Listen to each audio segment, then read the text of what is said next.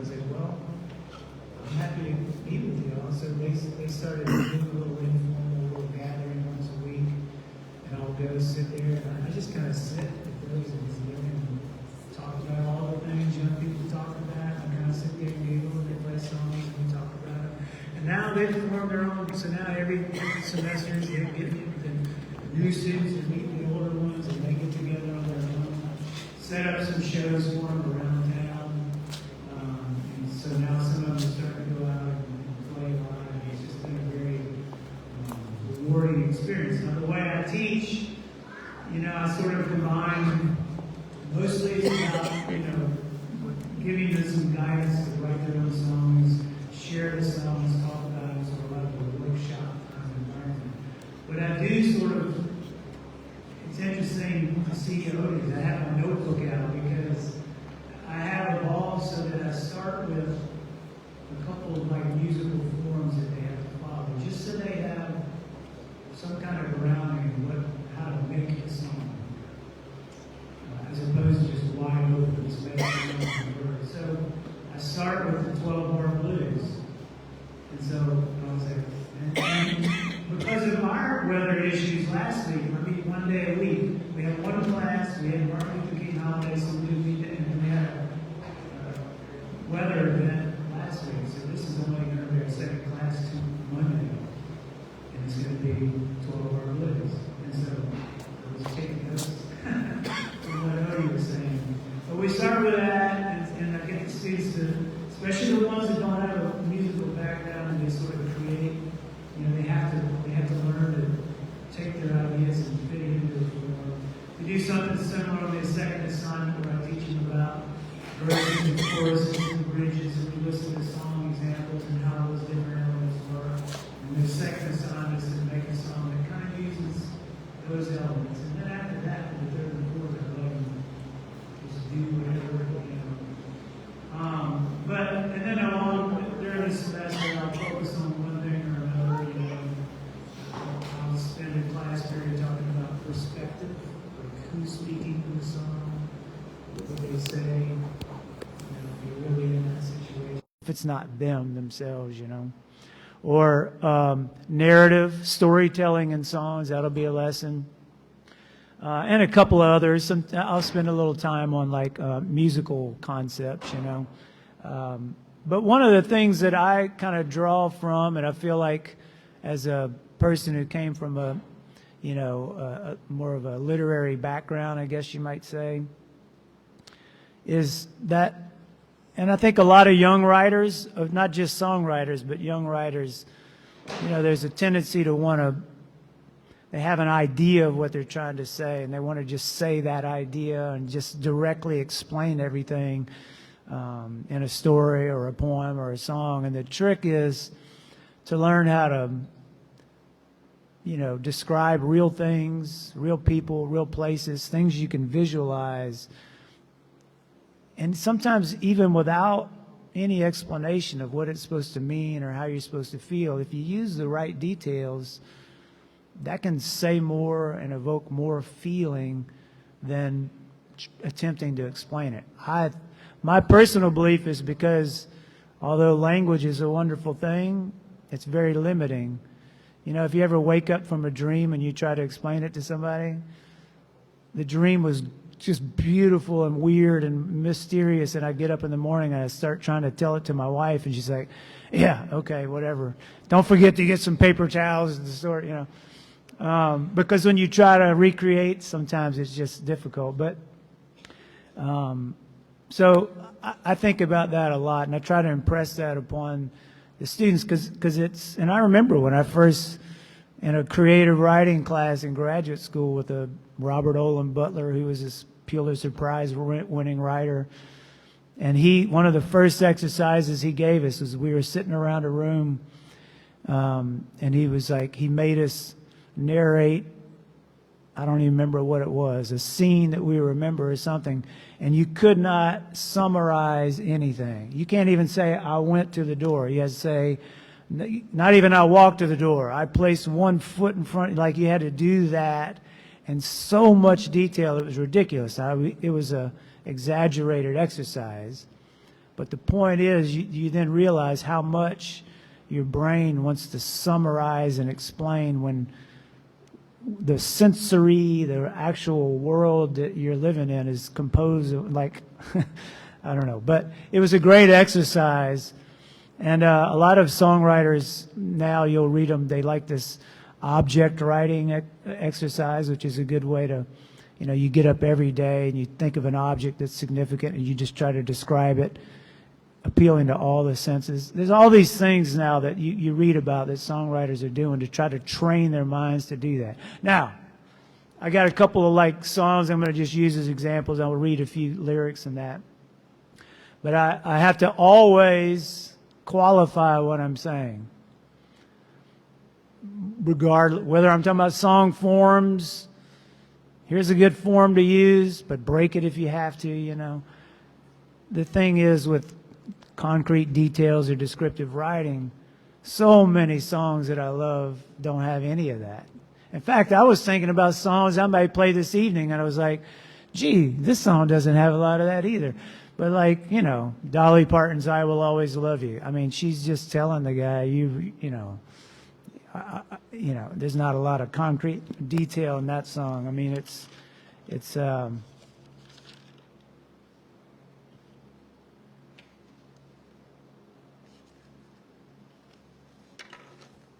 see, I'm older than he said. I can't read with my glasses on anymore.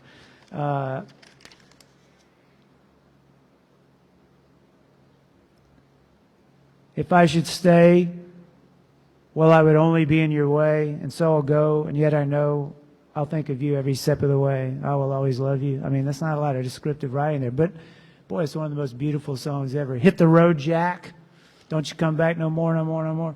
Love that song, But so it can work without it. So if you got to be abstract and you got a groove and you got something cool and you're feeling it, go for it, write it. But one song I really like to use as an example, and there's so many. Of course, John Prine, he's one of my favorite songwriters, and he actually has a little quotation I found in an interview he did in American Songwriter magazine, and I love the way he explains it. He said, "Rather than tell them everything, you save your details for things that exist." Like what color the ashtray is, how far away the doorway was. So when you're talking about intangible things, like emotions, the listener can fill in the blanks, and you just draw the foundation. I still believe that's the way it should work, So here's a song, one of my favorites of his. It's called Far From Me. And I learned later, much to my delight, I love when I find out this stuff. That was one of his favorite songs, too. And man, just an ordinary experience. That's the thing about descriptive detail too. It made me think of these artists that would paint a bowl of fruit. And when I was a kid, I was like, why are they drawing a pear? But if you frame it the right way and you get the color, you realize there's something beautiful in these objects. So here's the beginning verse. So just listen to, in your mind, you're visualizing things. As the cafe was closing on a warm summer night and Kathy was cleaning the spoons, the radio played the hit parade and I hummed along with the tune. She asked me to change the station, said the song just drove her insane. But it weren't just the music playing, it was me she was trying to blame. So he begins with a scene that you can visualize. And then, of course, he's got his little wry sense of humor that he brings in there. And he's got even the chorus. So the chorus is, and the sky is black and still now on the hill where the angels sing. Ain't it funny how an old broken bottle looks just like a diamond ring, but it's far, far from me. Now, in your mind, you might not, what is he getting at with that? What does he mean? But you probably sense that, boy, there's something beautiful about that. And apparently when he was a kid, he would play kind of near this junkyard or something. And they would see all these broken bottles in the distance. And of course, they're kind of glimmering. And his child's brain is like, well, these look like diamonds or something. Now he remembers that little image when he's writing this song, I guess is what's happening, and he just puts that as the chorus. And so in your mind, you're like, how do we connect this? And so he goes on, next verse, and I love this. This is what I love. Like, it's not very romantic, but it's like so real. Well, I leaned on my left leg in the parking lot dirt, and Kathy was closing the lights. A June bug flew from the warmth he once knew, and I wished for once I weren't right. Why, we used to laugh together, and we'd dance to any old song. Well, you know, she still laughs with me, but she waits just a second too long. I mean, even that I can kind of picture, but like him standing there in the dirt, you know, like who puts a detail like that in a song? I mean, it's recognizing like these simple things. I don't know. Makes it very authentic to me. And we get the chorus again. And the sky is black and still now on the hill where the angels sing. Ain't it funny how an old broken bottle looks just like a diamond ring, but it's far, far from me. Last verse. Well, I started the engine and I gave it some gas. And in my mind, I'm picturing these things. And Kathy was closing her purse. Well, we hadn't gone far in my beat-up old car, and I was prepared for the worst. Will you see me tomorrow? He says. No, I got too much to do, she responds. He doesn't say she responds, but I'm letting you know. And then I love this. Not a concrete detail, but it like, well, a question ain't really a question if you know the answer to. And the sky is black and still now on the hill where the angels sing. Ain't it funny how an old broken bottle looks just like a diamond ring, but it's far, far from me. And so your mind fills in, what's the connection there between these things? But like I can visualize that whole scene. And of course, too, you know, the music plays a part, the arrangement, all of that. But the lyrics create such a vivid portrayal. And I think he said in an interview somewhere that what he was trying to do was just to create just that kind of halfway space, a relationship where he's kind of hanging on, he wants it to work, but it's not going to work, and it's just a very ordinary thing, but he just makes it so beautiful, just making the ordinary parts of our lives kind of bringing out the beauty in those. I'll just read little snippets from other songs. Adam Carroll, you know who Adam Carroll is? Songwriters, you should know who Adam. He's a Texas songwriter. He's not quite as well known, but he's great. He's got a song called Rice Birds. I was thinking of you and the rice birds flew when the false dawn came with the morning dew. You're a thunderstorm raging outside my garage. You're the white shirt peeking through my camouflage. I love that. I don't know what it means necessarily, but I love it. Mary Gauthier, I'm sure y'all know who Mary Gauthier is. She's got a great song called Camelot Motel. I heard her sing this for the first time at the Red Dragon, as Tommy mentioned. What a great place that was to hear all these songwriters coming through.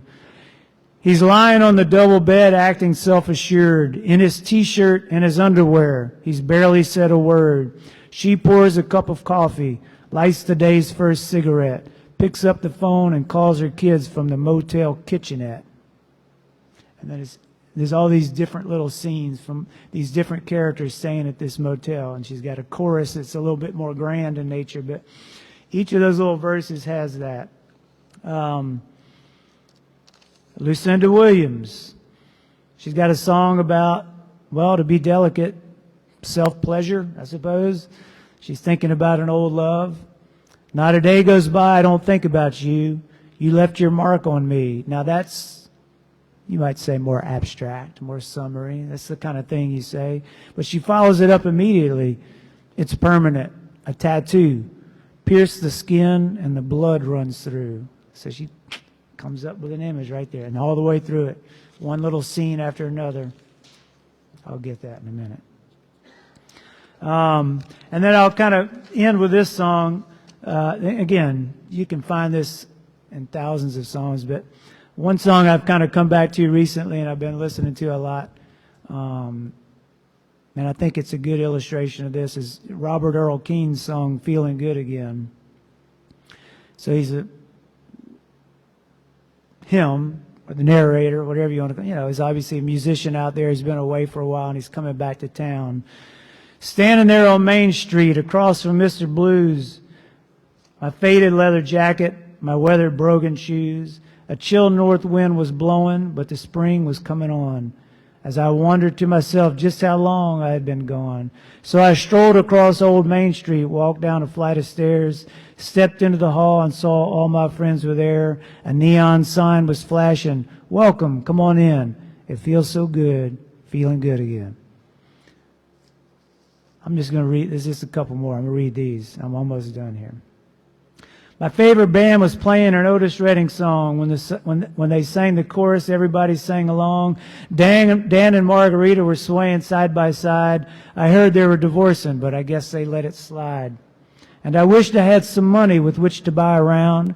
I wished I cashed my paycheck before I came to town, but I reached into my pocket, found 3 20s and a 10. Feels so good, feeling good again. There was old man Perkins sitting on a stool watching Butch and Jimmy John talking loud and playing pool. The boys from Silver City were standing by the fire singing like they thought they were the Tabernacle Choir. And I wanted you to see them all. I wished that you were there. I looked across the room and saw you standing on the stair. And when I caught your eye, I saw you break into a grin. It feels so good, feeling good again. And man, I don't know, see, like when you have that imagery, of course, I'm picturing all these scenes in my own way. And this is where I think John Prine was talking about the reader kind of fills in. I just happen to have a wife who's got a great smile, She's got and when I think about that line, it's like I actually picture my wife's face smiling. And like, I'm like, I know what that would feel like. If I've been away, I go to this little place where we hang out, and I see her there and say, there you are, And I think that's what the imagery can do when you do it, well like this, is that it can say more, really. It can create the feeling that you're going for without you explaining what that feeling is that you're trying to get. So, again, there's more exceptions to the rule than there are the rule, and there's so many great songs that don't do it like that. But just given my background, I figured that'll be something. I preach it a lot in my classes, and I try to get the students kind of weaving that descriptive detail into their songs, and I think it helps their work, and they end up, seeing it. I'm very happy to be here. I want to thank Tommy for getting me down here. It's been a real pleasure. And I'm, honored to be standing here and meeting all these folks. And that's about all I have for you. Thank you.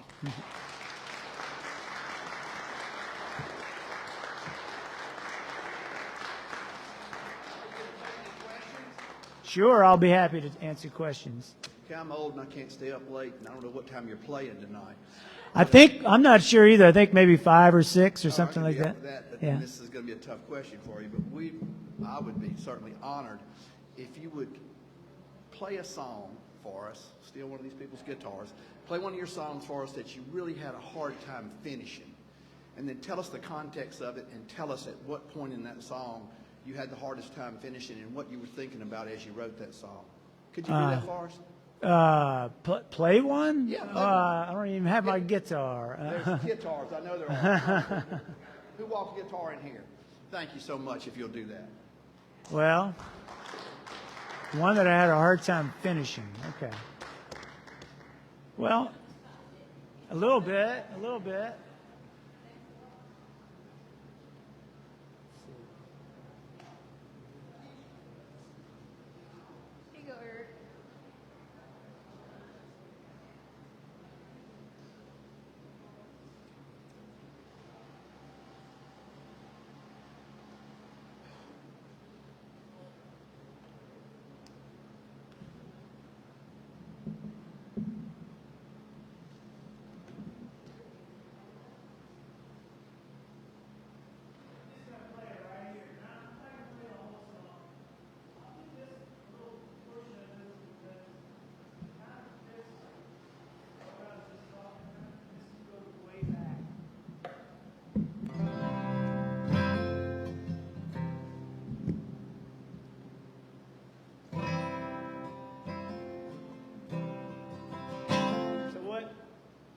probably other examples, but this is one that comes to mind.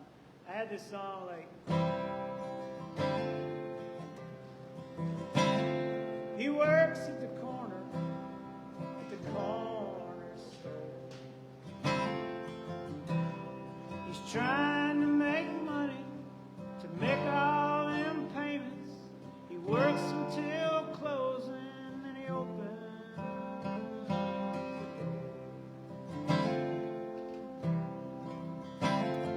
She sits at home painting her toes. She stares out the window at the grass in the field.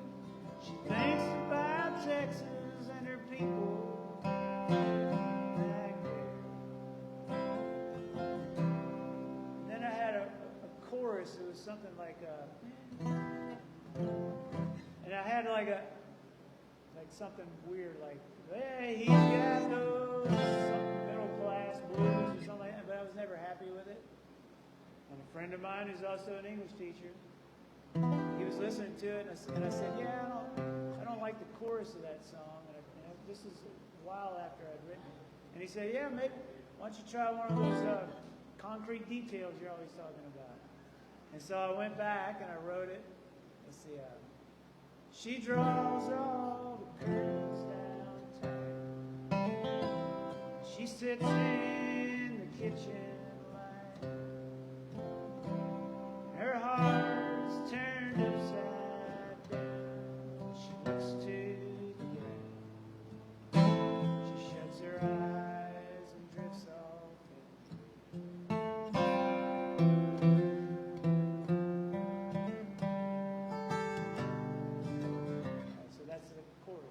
And then what kind of worked with that is for all the, I'm sorry, I'm trying to, I don't want to, yeah, let me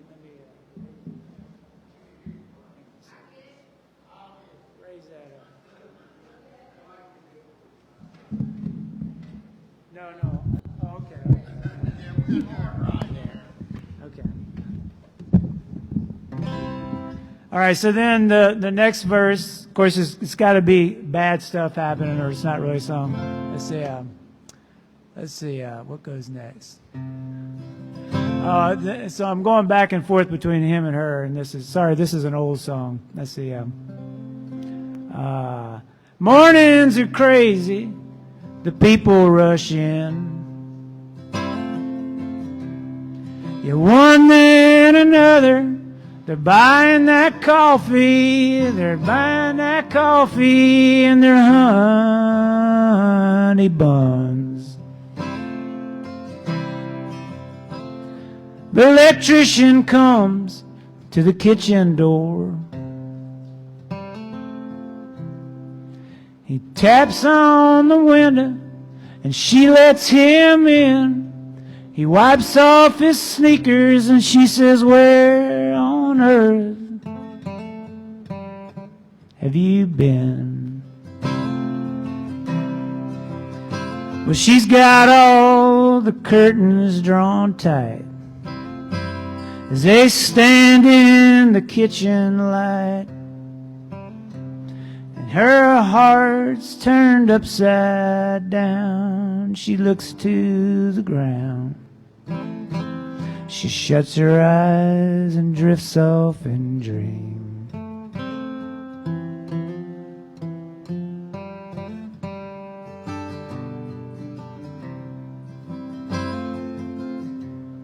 And back to him and then to her. So then it's, yeah, when nobody's there, he walks through the store. He's tagging them prices on the Fruit Loops and the peanuts. He straightens all the boxes of the toothpaste tubes. The electrician says, well, I'm here anyhow. She says it don't matter. She walks him to the bedroom. She undoes his buttons, and then she feels his skin. Well, she draws all the curtains down tight and shuts off the bedroom light. And he turns her like a merry-go-round and eases her down. She shuts her eyes and drifts off in dreams.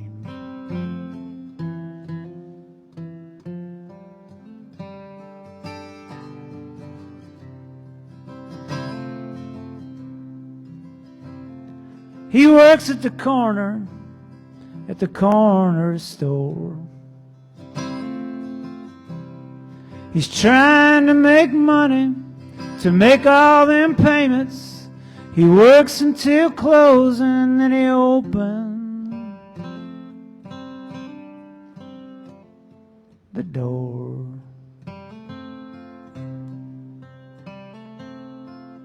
Well, sorry, it was a little rough because I haven't played that in a while, but I will say one thing I like about it that kind of worked out was I do like that chorus better than what I had originally, and it sort of locked into place because I made like tiny little changes. So the first time she draws all the curtains down tight and sits in the kitchen, you know, and then when this fella she's having an affair with shows up, she's got all the curtains drawn tight. They stand in the kitchen light. And then at the end, she's got all the curtains drawn tight. She shuts off the bedroom light, and then he turns her like a merry-go-round and eases her down. It also, each chorus ends with she shuts her eyes and drifts off in dreams, which I always liked because in the end she's doing that again, but she's with this fella, you know. But that was an example of a song. I wrote the verses and had a different chorus. It was not. I didn't care for it, you know. And so I rewrote that verse later. Usually they come pretty quickly, you know. Like, yeah. Well, no, not really. Any other questions or? Yes, sir.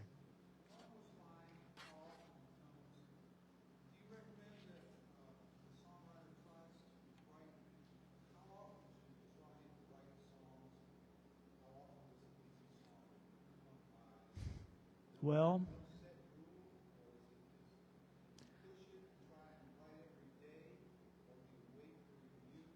everybody's a little different, I would say. I mean, every writer you ask probably has a slightly different take.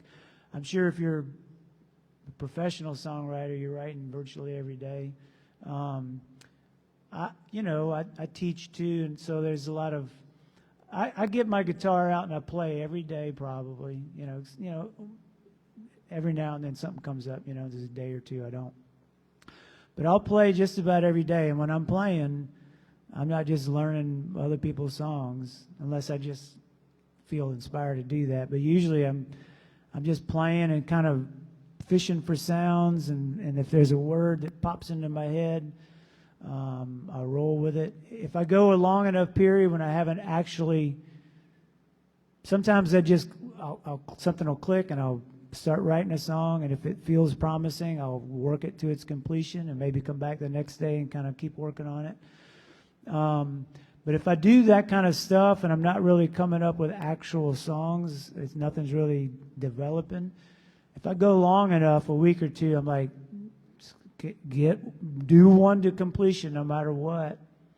And so in other words, for me, and I would recommend it for anyone who wants to do it, you have to do it with at least some regularity, you know. So what that means for you and what your life will allow you to do, it just depends. But the more you can do it, and I've also find it doesn't pay, you know, you can't really sit around and wait for inspiration. You got to look for it, I feel like, you know. If you condition yourself and get up and work at it, then you find things. You get a word, you start looking out the window while you're doing it, and something happens while you're doing that triggers that inspiration. Whereas if you just sat around and said, well, I don't feel inspired today, you could do that for years, you know? So you have to, now John Prine was lucky because he was like, oh, I think I read an interview. He's like, I just do it whenever. And I hear all these people saying, man, I wrote a bunch of songs, but they weren't that good. And he's like, well, why would you do that? I said, well, you're John Prine, you know. Most people, mere mortals, you know, we have to work at it. But, you know, it doesn't feel like work to me. It feels like just what I like to do, you know. But most every day I'm at least fishing, you know, whether or not I catch something. It depends. Yes, sir.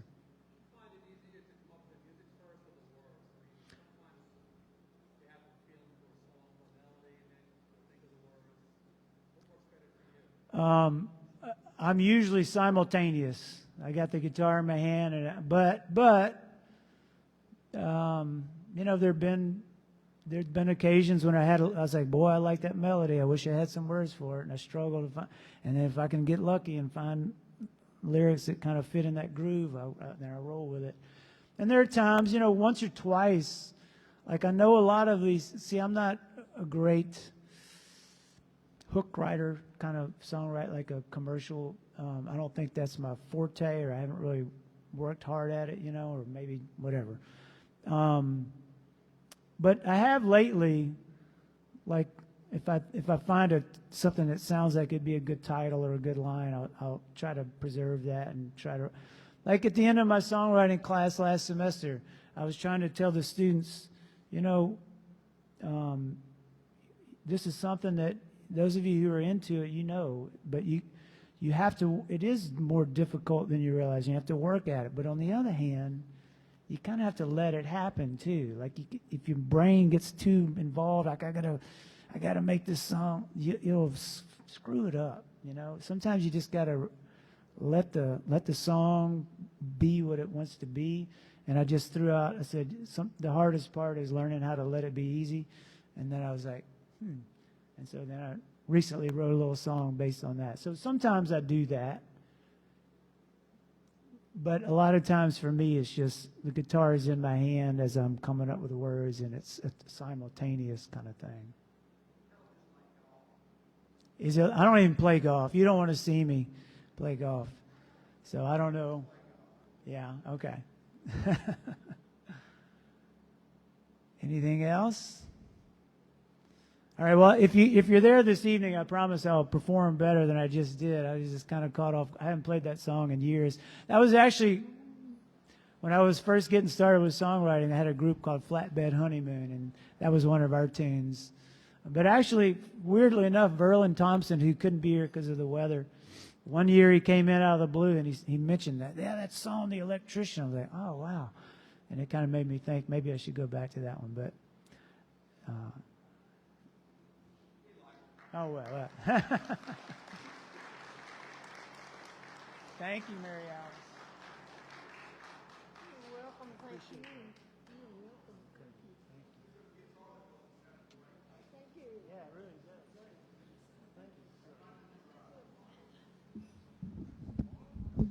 Okay, folks, as we prepare the table for the next round, I think I'll just tell you a little bit about my history. I remember going to the 4th grade and taking my $3 Mexican guitar and entertaining the group, and that was the first positive recognition I had had from any of my peers up until that point. It encouraged me, it motivated me. And then in high school I was playing in a band and they wanted to go more hard rock, and I was resisting that. And then 1972 came along, and Carole King and James Taylor, John Prine came out. And I said, there's more to music and songs that I'm aware of. I need to learn what that is. And that is the craft of songwriting. And I started my journey then in 72, trying to understand the craft. And in 1981, I walked in the door of a company called Picklick, worked there for 9 years, had phenomenal talent, and mentors all around me. They opened every door on Music Row for me, gave me a credit card, told me to have fun, but get them cuts. So that's what I embarked on doing for 9 years. And after that, I walked around the desk as a music publisher, and I signed with my first writer deal with Warner Chappell. And for the next 20-something, over 20 years, I was writing for different companies around town, just having fun. I wasn't trying to write hits. I never opted to attempt to write hits.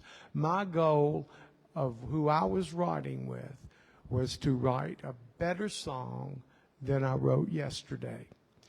And we would blow through them. I would have 10 o'clock appointments with co-writers, 2 o'clock appointments with different co-writers, sometimes 6 o'clock evening sessions for overdubs. It was nonstop for decades. I thrived, I flourished, I loved it. The only drawback was after you sign your deal, you're so happy to get that writer deal, to have some company backing you. The next day, the celebration is over. You have to work and grow as a writer and produce hits that will encourage the publisher to pick up your option 365 days from then. It's a nonstop, ever-growing thing. Are y'all moving the table up here? If we could have the table moved, I'd appreciate it. I'm not good at public speaking, folks, but I just want to tell you, once creativity gets you like it did me at 72, you need to chase that dream and follow that dream as far as it will take you. If you give up on it like I did, it will lead to nothing good. So once you feel it, I encourage you to nurture it and grow with it every day, and your life will be more fulfilled, and I guarantee you'll be a much better songwriter. So do y'all have any questions for me while they're setting up the table?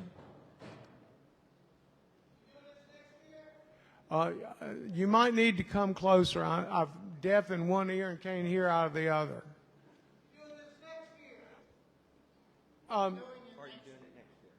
I am not, but yes, they will.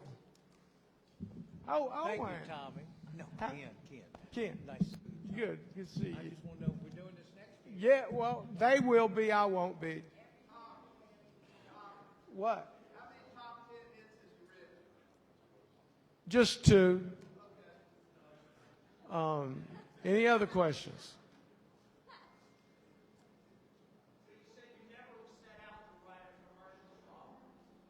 I set out to write the best song and have the most fun with my co-writer to encourage them to come back in the writer room with me. If you have a down, unpositive writer, you'll never get back in the room with that person again. I tried to make a light mood and a fun mood filled with my Prozac bottle on my table, filled with M&Ms. I just did everything. I tried to create the most warm, inviting writer room that I could. And my co-writers always came to my house because I think I made it comfortable. I tried to just pave the easiest path to success in writing the best song we could that day. So, does that answer your question? All right. Any other questions? All right, all questions out. Well, once again, I'd like to thank all our sponsors for this. The mayor and his team have gone above and beyond to try and produce an educational, entertaining program for you. And now I'm going to turn it over to Shane and Wendy. Now, Wendy, I met back in the 90s. I took her into the studio a few times, looking to do a development deal with her as an artist and a writer. And I've watched her career since. She has gone on and she worked at Broken Bow Records for the longest time. They had Jason Aldean and others. They sold that company. And now they've started a new company. And she has just moved up from the head of the publishing wing to the head of the record label. So she gets to talk to you on both sides of the aisle, from writing and making and releasing the records. And then Shane Gaspard, he came into my life January of last year. I was fully engulfed in a perfectly miserable retirement, and he yanked me out of it, and I thank him for it. When I first told him, I said, you know, I think we ought to do some kind of Suno AI music generator. And he was, no, I'm against that. I said, just look at it, please. So he did, and now Suno is the backbone of this new company I've started called Picklick to honor the company I entered in 1981. And it is my goal to develop writers and artists, and I'm starting with Robin Branda and Shane Gaspard.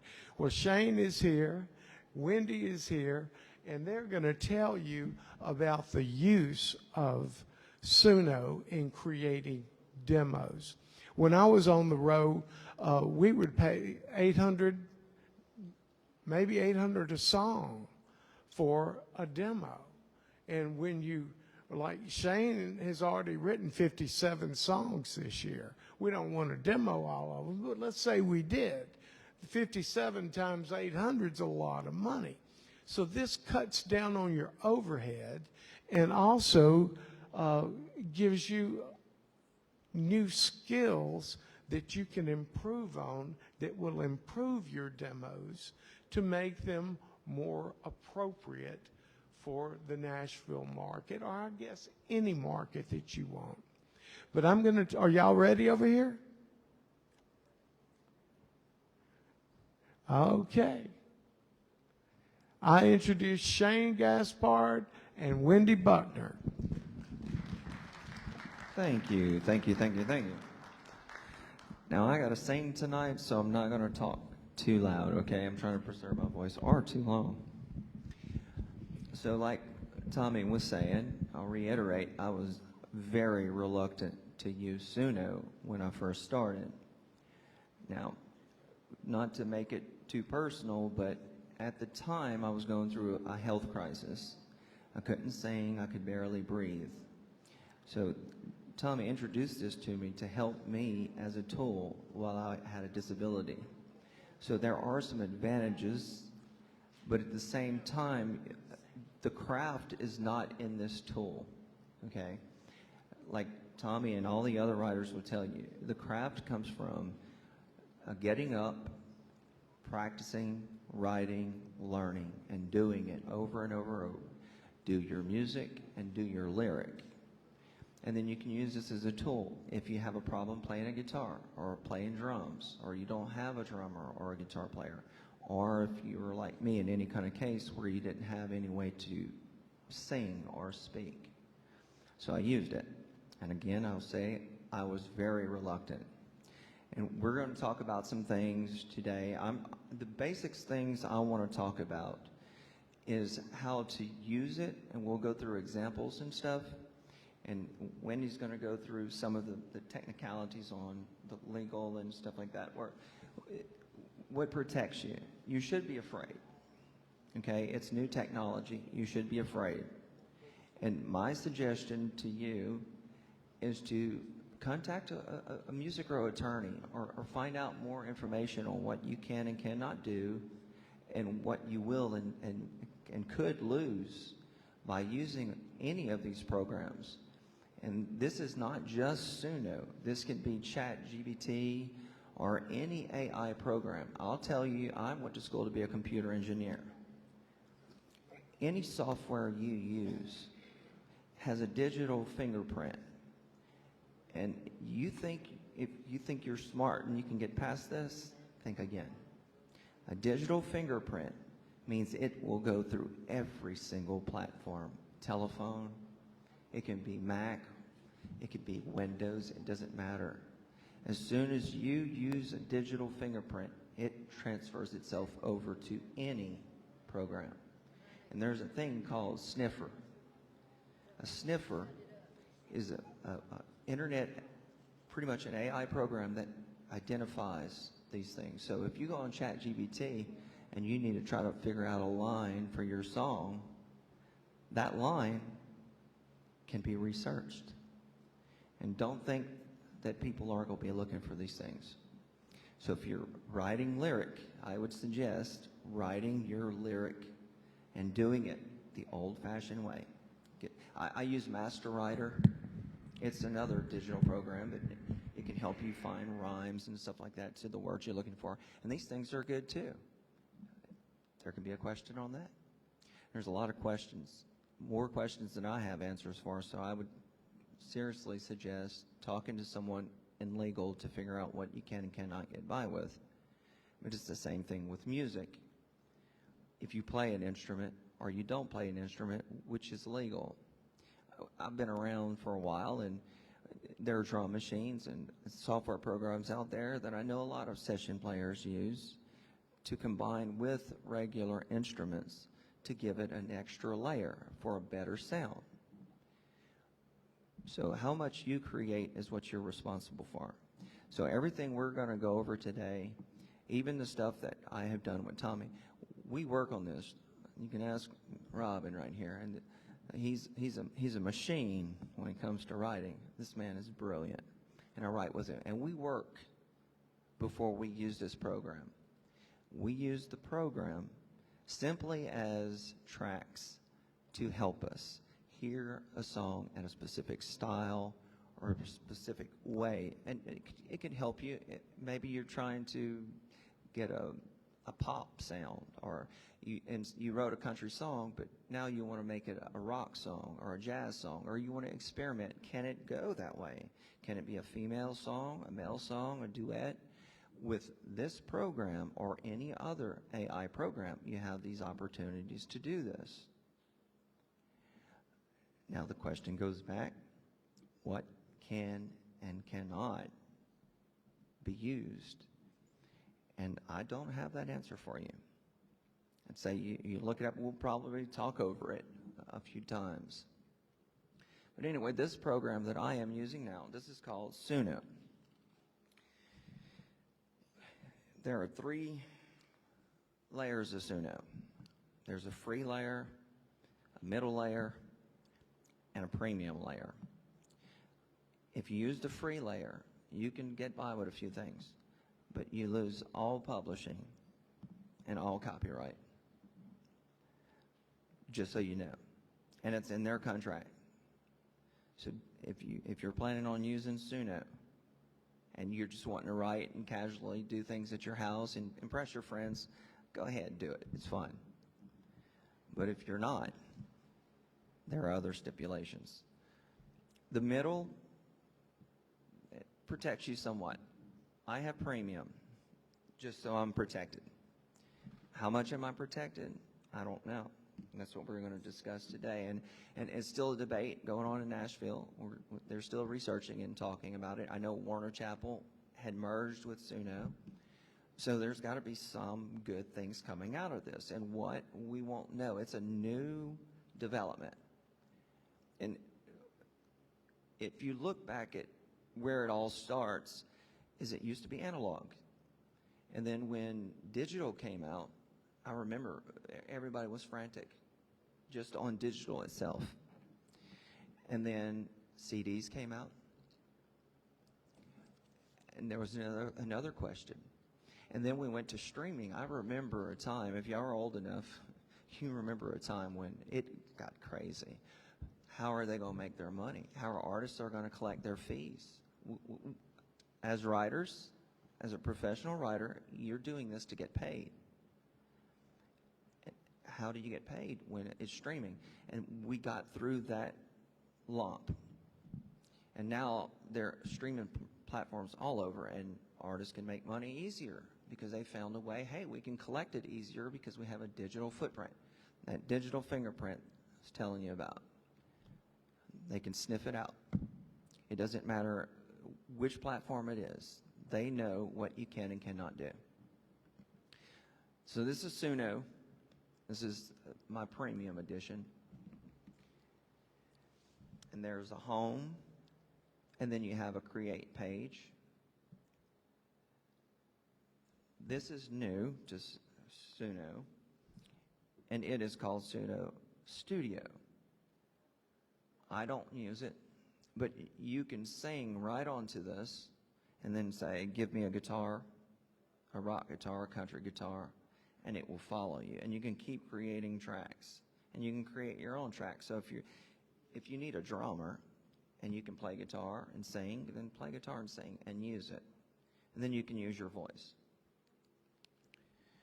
Underneath it is a library. It keeps a track of all the songs you do. Now, here's another thing.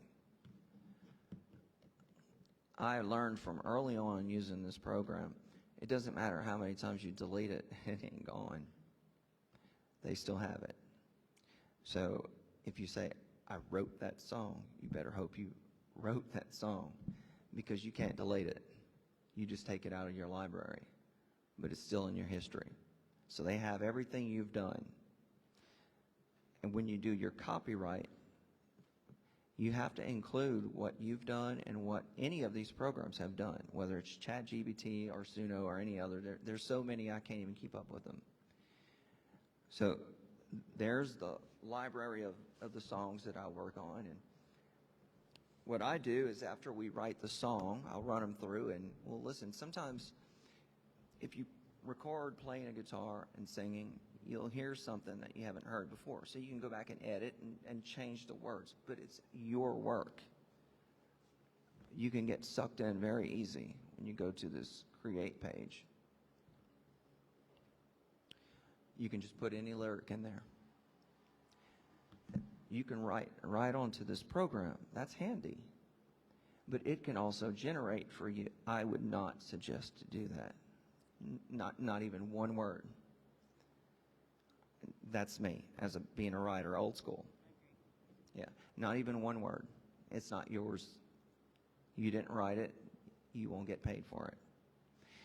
The music, same thing. If you write the melody, it's your melody. It still counts as music. Now, what the machine does with it, that's one thing. You're going to change things. It's a production thing. There's a difference between production and writing the music.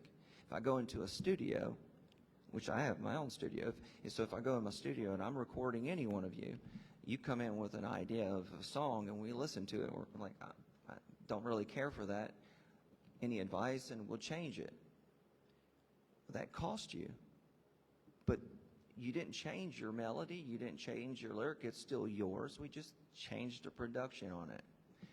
This is a tool, like any other tool that you use out there.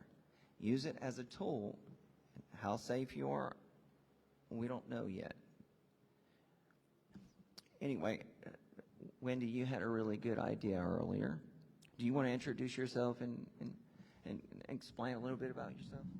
Okay, I'm Wendy Buckner. I've been in Nashville since 1989. I studied music business at Belmont University there, and I'm from Mississippi, though. I grew up in Greenville, Cleveland, Jackson, Starkville, Estill. I don't know. Has anybody ever heard of Hollandale, Estill? Does anybody know where that is? Yeah.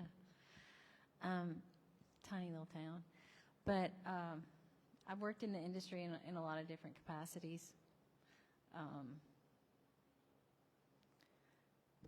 could share about that extensively, but I think I'll just get straight to what I'm doing now, which is I'm senior creative director at a music publishing company in Nashville called North Chapel Music, and I've recently been asked to head a record label called North Chapel Records as well for Benny Brown, who's he started Broken Bow Records and is responsible for Jason Aldean's success. Anyway, when talking about Suno, I thought it might be a good idea to have us all kind of collectively try it out together. And so we would appreciate your participation. And you know the telephone game kind of where you whisper a sentence to the person sitting next to you and you come up with a story at the end, you know. Well, we thought we'd take maybe a sentence from over here, one from there, a couple or four, and make a song right now in real time with it. And so we'll all be together on that. I think it'd be fun. Yes, I agree.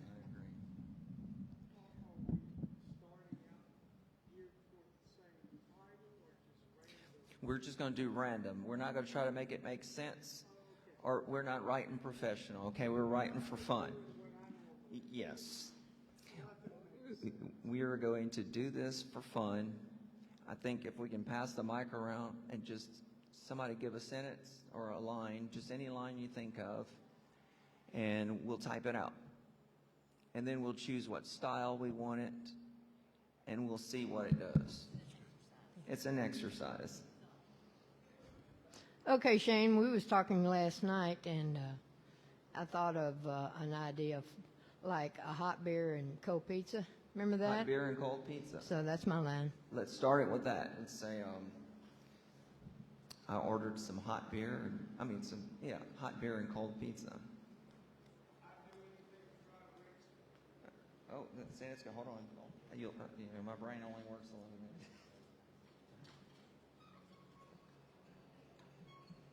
No, that's not what I'm trying to do.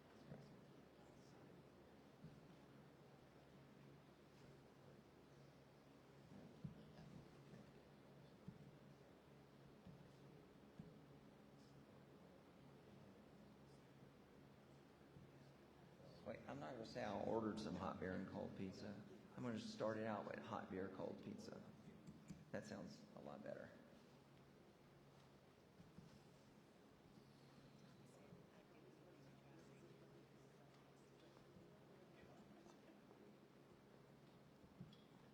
To try and reach you.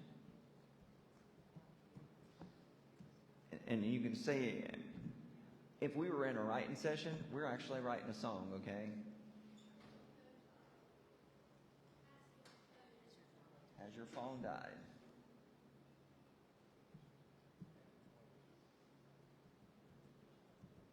Anybody have a rhyme to go with that? Just out of fun, it don't have to make sense. While it was snowing outside. Yeah.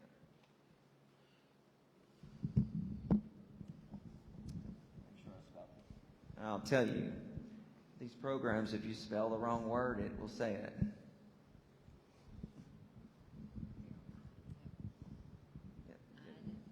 on. Outside.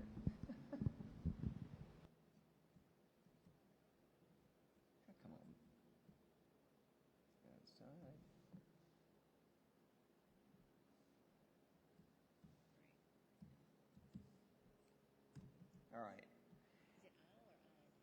I'll do anything to try and reach you. Let's take this off of this. And it is also smart enough to know what you're doing. But for simplicity, we're going to put verse 1 and enter. Let's go with a style. What do y'all want? Country, rock, pop, blues? Let's do blues. We'll go with the blues thing. Blues. Female or male vocal? Blues, male vocal. You want it fast, slow, mid? This is the section for the prompts, It right? is. Okay, can I make a comment? Yes, you sure can. I would just like to comment on this section where it says styles, otherwise known as prompts, in some writing sessions. And I've noticed that the songwriters I work with, they become very possessive of their prompt words. Have you noticed? Do you know about this? Yeah. And so they may have come up with a way to describe what they're getting out of their Suno work Suno work Pretty much work tape. product. And they're getting what they want out of it, and they don't want to share those with other people because they don't want other people to get the same sound that they have.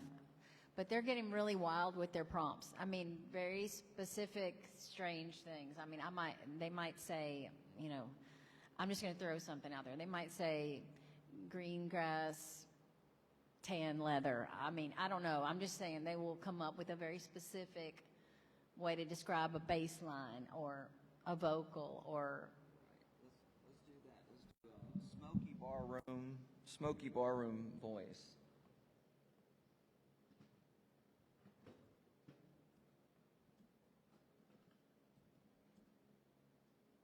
Barroom.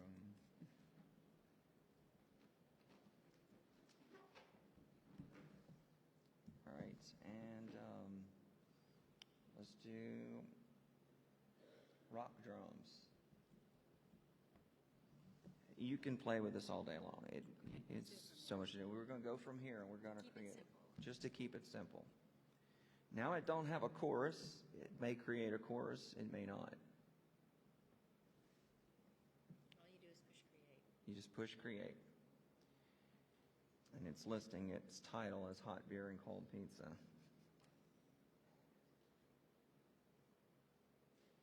And by the way, I'm doing it is as if you were to do it. I'm not trying to make it technical. I'm just doing it to experiment. I'm not trying to make it professional or show you how I would do it. Because you're all going to have your different ways of using a certain tool, like with any other tool. So we're just randomly doing stuff.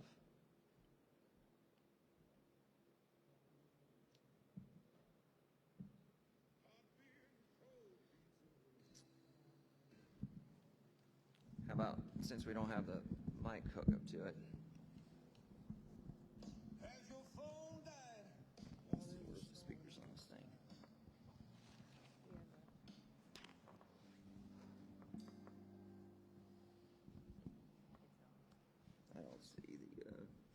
I don't see the speakers. I wish I could get the sound to go through this. Let's see.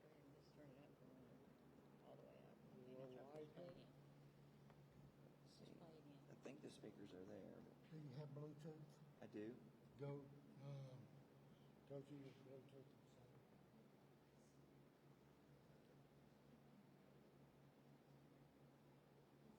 Oh, cool.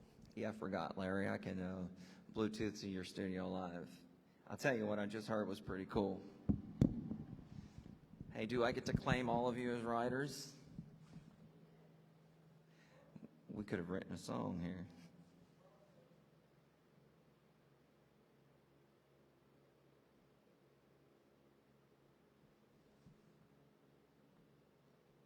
Turn it off and then turn it back on. Maybe we'll find it. Yep.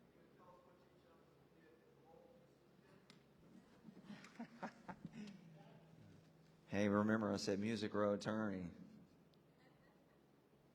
Okay. So let's listen to it again.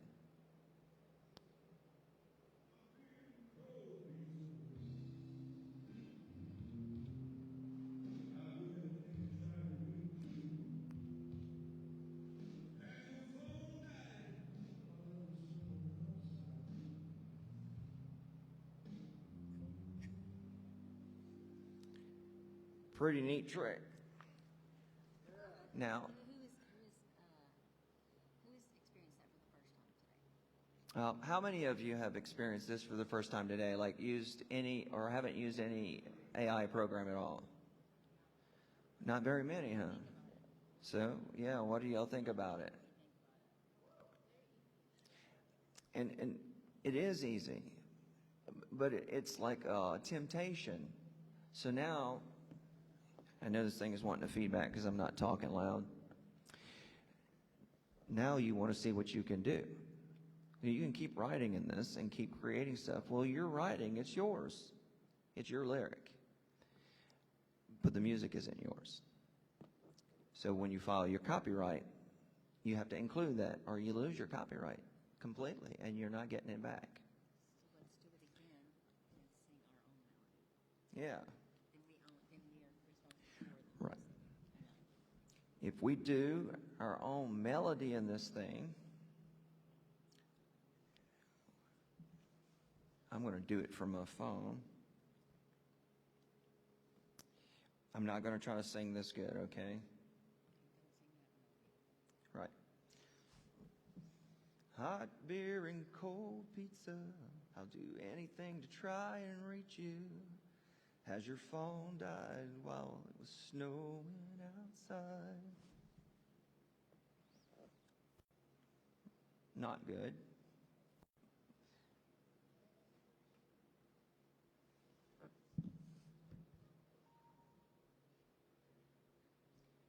Natchez Center, okay. So now we're going to go to audio and upload.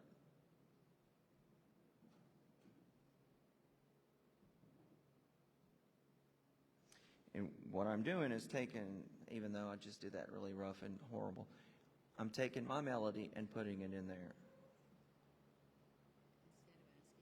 Right. Right.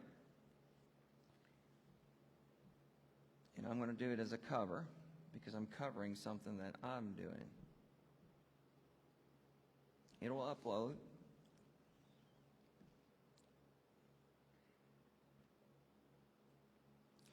I'm going to keep the prompts that I have, and it's going to take the prompts that I have and what I just uploaded,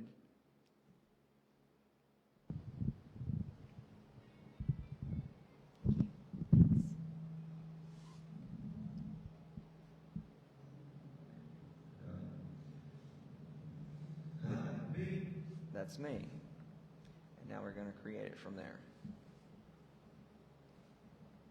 using the prompts.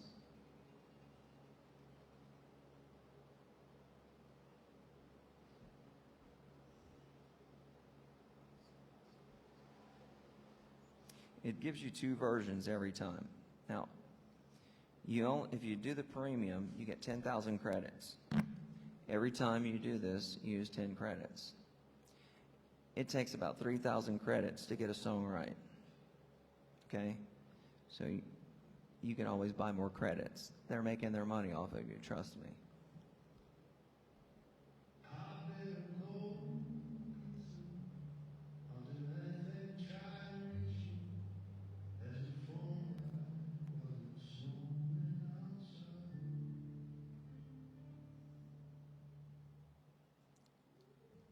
What do you think about that? Pretty cool. And if you're like me, if for some reason you can't sing, and I say that, I'll be playing tonight, but if you can't sing and you have an idea what your song is, now that's just doing this rough. But if you're a really good guitar player and you come up with a melody, you can play that melody. And that melody is your melody, and you can put it in there. And now it's yours. And if you do a copyright, you need to, when you file your copyright, you need to say that you use Suno. It doesn't matter if you put the melody in there or not.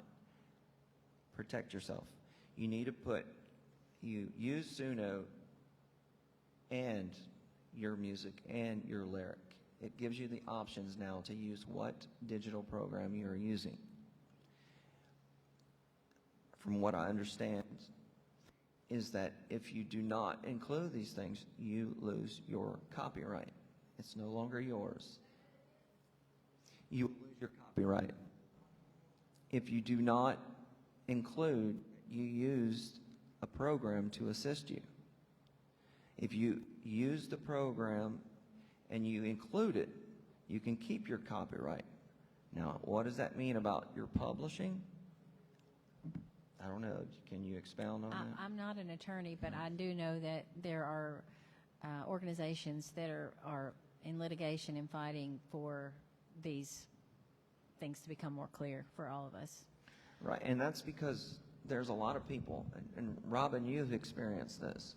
Somebody's like, listen to this song I wrote.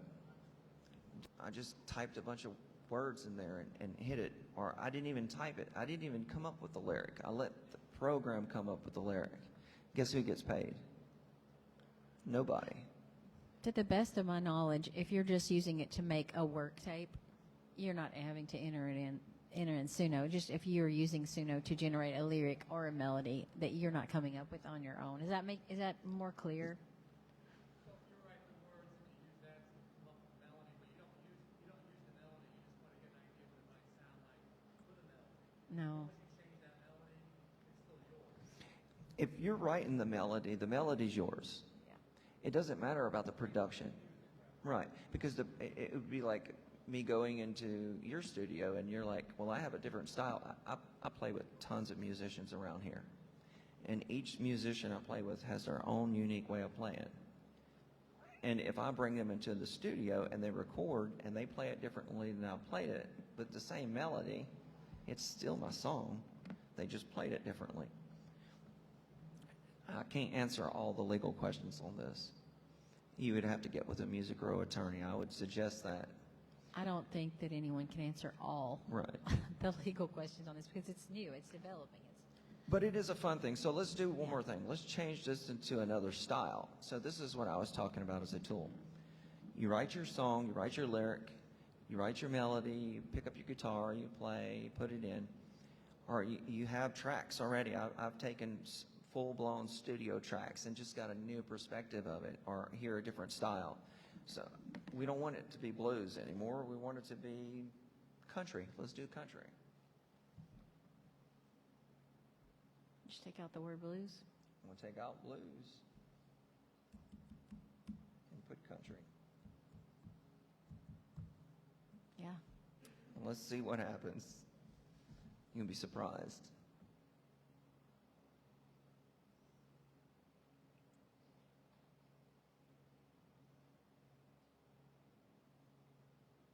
And it's funny because you work really hard on getting your songs done, and you tell someone, and they're like, well, who's singing it? AI. And they're like, oh, you didn't write the song. Or it's a stigma. Well, who's playing the guitar? AI. Oh, you didn't write the song. No, I've worked really hard on writing a song. This is a backing track. If you tell someone, well, I went to a studio, and you're like, oh, yeah, that's fantastic. Well, if I went to another studio, is it not my song? Same thing, same concept. But it is a stigma. Yeah.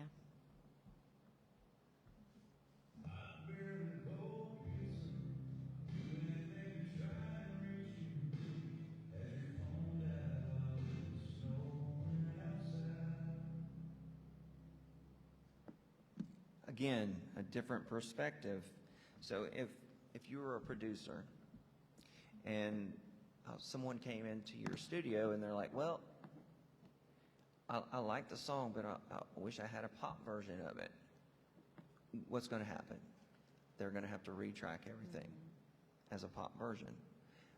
As a songwriter, like Tommy was saying, you have so much funds, and if you're not sure of the style you're going to do and you want 3 different versions and it's $800 a pop for maybe an okay demo, that's a lot of money to change your mind.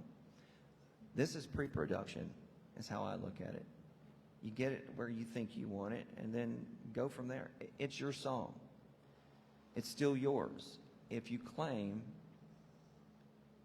just go to the copyright laws and you can watch videos on it and they'll show you.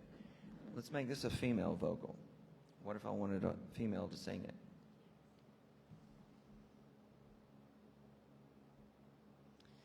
And you can do this from your phone. You don't have to have a computer. Yes. There are many more, you can get into more details on the laptop or on the desktop. Yes. So on your cell phone, if you're laying in bed and you had a long day, you've been at work all day, and you just I got something in my head. You type it in, Or and then sing it down. You can sing it into it.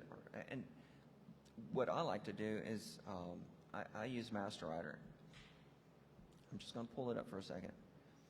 This program right here allows you to write and keep track of all your songs and who's the writers and what part of the song they wrote. And it gives you stuff like dictionaries and words to rhyme and stuff. It's really handy. Well, you can also sing into these if you're sleeping or you are on a couch, you don't want to get up. And you can add this in here and you can copy it from here and paste it into Suno.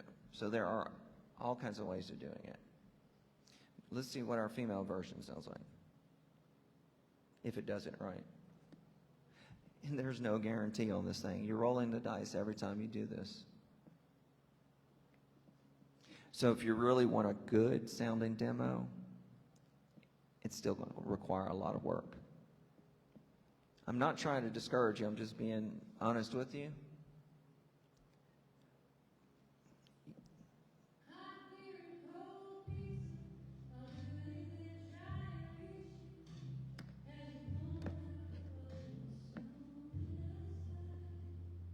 That was actually better.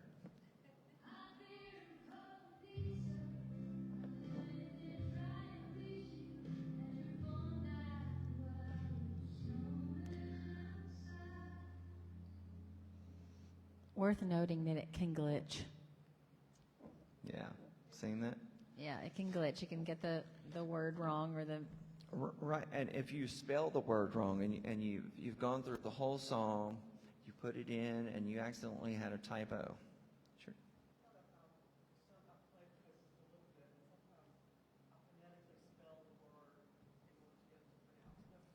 Right.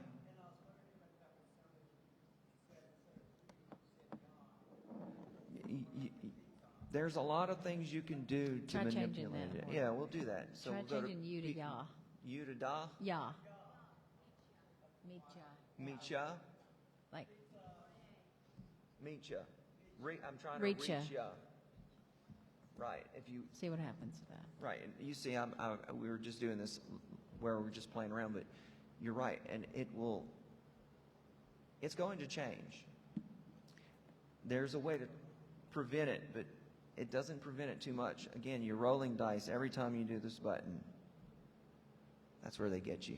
Okay, they know you're going to spend a lot of credits. It's not cheap, but it's cheaper than going into a studio. Now, a lot of musicians, a lot of studios, they're going to take my job. Well, they said that about digital as well. They're not going to take your job. If you do pre-production like anybody would do, a songwriter, an artist, anybody, you have pre-production before you go to the studio, or it's going to cost you a fortune. You do the pre-production first. When you do a work tape, what we used to call work tapes, that's what you do. You sit with your guitar, you play it, you work out all the fine details. You go to your local studio and you do a work tape with the studio. They work out all the kinks. Then you take and you can either bring it to a more expensive studio who's going to give you a better product, or whoever's got the budget. If it's a record label, they're going to do something totally different with it. But you still have a work tape, and that's what we're doing. We're creating work tapes.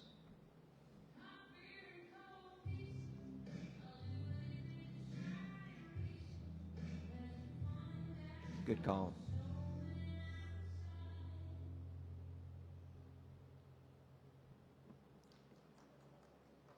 Sure. Would you like a mic? Let's give the questions a microphone. You can take mine. Why don't you do this so everybody can hear? Yeah, we can share this. Like, Yeah. Thanks. Okay, so you do this, and you're a lot of fun. okay. I forgot my question. What's my question? Mics will do that to you. I know. It's funny because when you get up on the stage, you can play a song 1,000 times, and all of a sudden, it's gone. Okay, so if you have the lyrics and it's got the music mixed with it, can you tell it to isolate the lyrics and drop the music and Let's find out.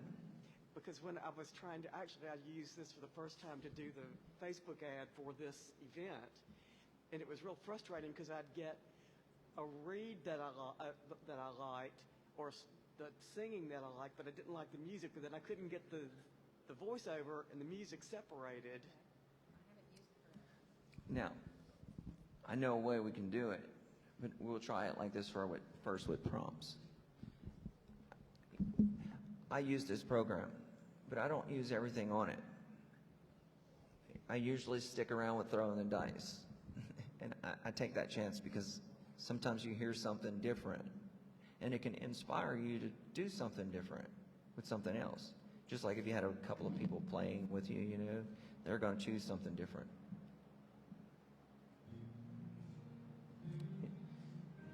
It didn't want to isolate it.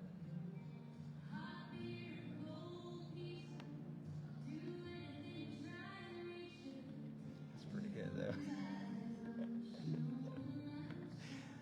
That sounded pretty good. I'm sorry, but it sounded really good. Look at y'all.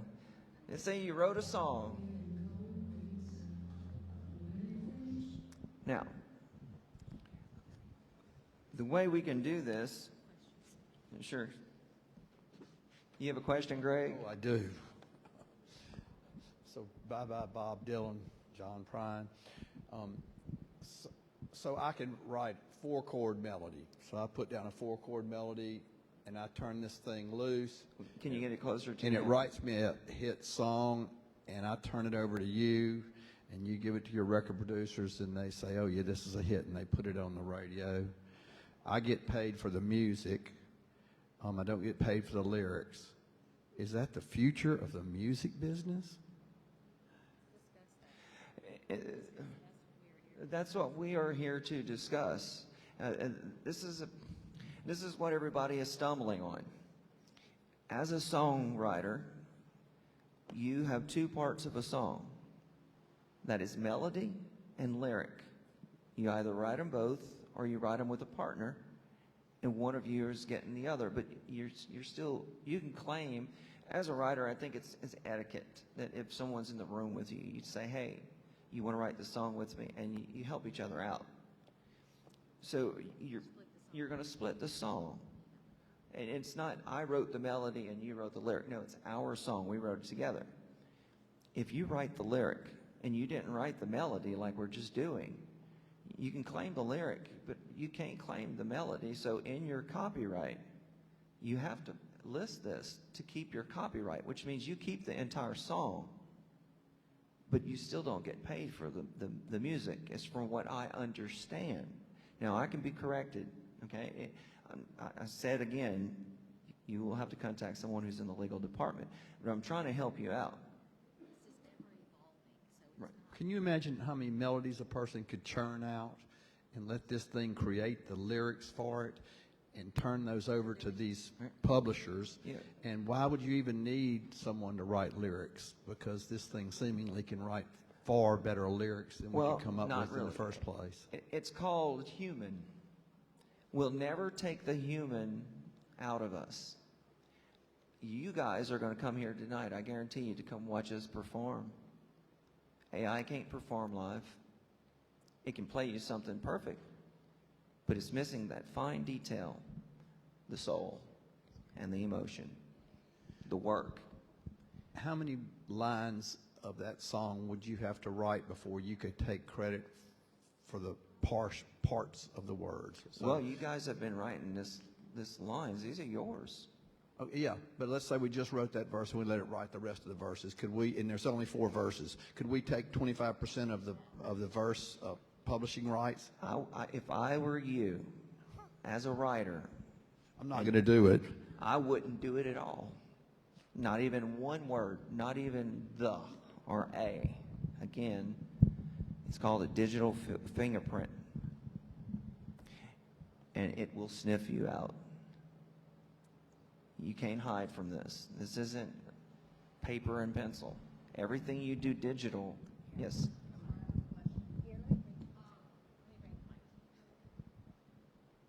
Thank you.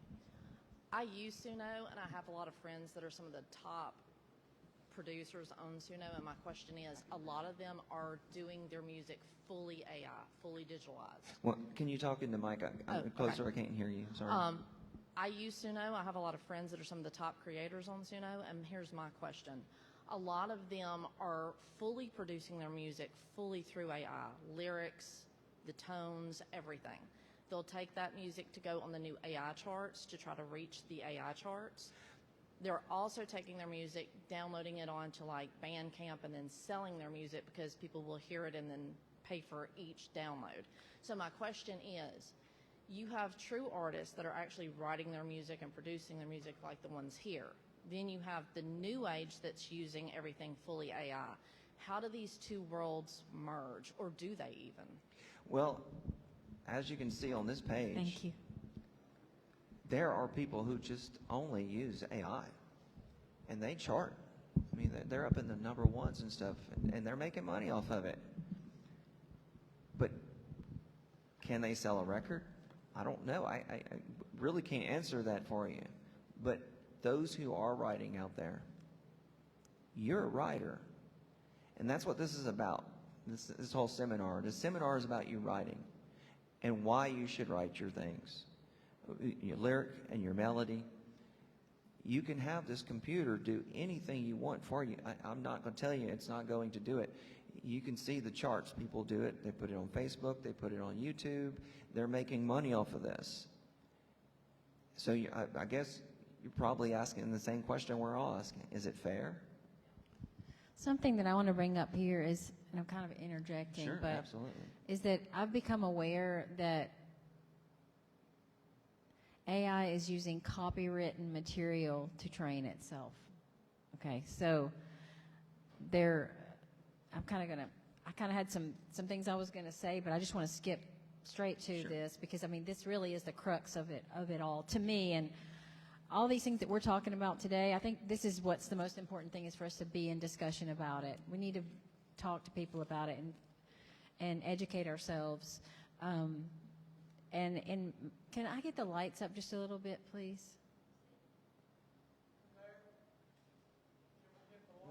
The lights, please. I've become aware of an organization called ICMP. I hope this might help answer your question a little bit. And as that stands for the International Confederation of Music Publishers. And as of late 2025, ICMP has been leading a major investigation accusing AI firms of willful commercial-scale copyright infringement by scraping millions of songs used to train AI models. And their findings are that AI firms are using, I want to get this really, I want to make sure that you know exactly what their key findings are, so I'm going to read this directly here. That AI firms are using stolen intellectual property to train their systems. And it describes this as potentially the largest intellectual property theft in history. Yeah, we're all with you on this. As writers, and Robin, I've been writing with you since what, June, July, something like that? Well, that's a big concern of ours, and I do this as a work tape. That's right, yeah. We write, okay? But you're afraid to tell people, hey, I want you to listen to this because it's good. We did the work, but it's AI doing the tracks. And because people look at you and say, it's AI. And the industry pushes back on this. Because how do they know? What's the integrity? I guess it's the biggest question. Where does integrity come in? And I'm telling you, as a computer engineer, it's a digital footprint. You can lie in real life and get by with it. You can't lie digitally. It knows every single thing you do. Again, it does not delete anything you delete. So if you came up with a sentence that you said, oh, I just got it off of there, and it's mine, and you delete it, no, you didn't delete it. It never deletes. It's digital. That's pictures, anything else.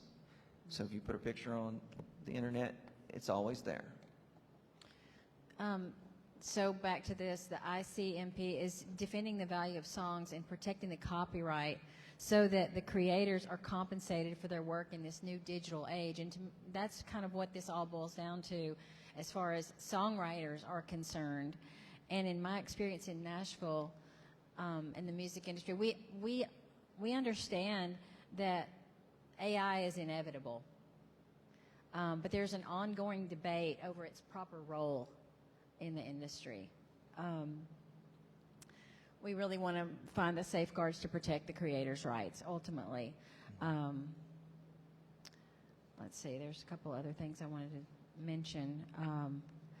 There are some questions that have come up, like when AI is used, should the product be labeled clearly, this is AI? Would you guys like to see that? That's something that I wanted to ask. Would you like to know if what you're listening to is AI generated or if it's human generated? Does that matter to you? Yeah. I want to give an example. My mother called me the other day and she said, Wendy, I want to go to Brazil because I have found that there is a bird, a bright, colorful bird there called the meta bird, and I want to go down there and see it. And I'm so used to the word meta now because I'm entering metadata on songs in my position at the publishing company that automatically I got the red flag. What do you mean it's called the meta bird? I don't know. And so I looked it up, and yes, it's certainly gorgeous, all this rainbow-colored, beautiful feathers, odd-looking bird. And I said, Mom, I hate to break your heart, but that's AI-generated. There's no such bird. And she just cried. She said, I don't want to be fooled, you know? I feel like a fool. And I think a lot of us sometimes have felt that way, and even when we played a Suno demo, I know that in sending them out to pitch them, there are artists and musicians even who are saying, who played steel guitar on that? And I know some exceptional musicians who were listening to a Suno demo, and they said, wow, that's awesome. And I say, it's Suno. And they said, I'm out of my job. My job doesn't matter anymore. But the fact that the AI firms are using copywritten materials to train their models, it does seem to me to be an infringement. And so they're learning from humans. So ultimately, the base is still human soul, emotion, experience. And that's what we want to protect. The people whose livelihoods depend on songwriting. Right. That's what we're about protecting.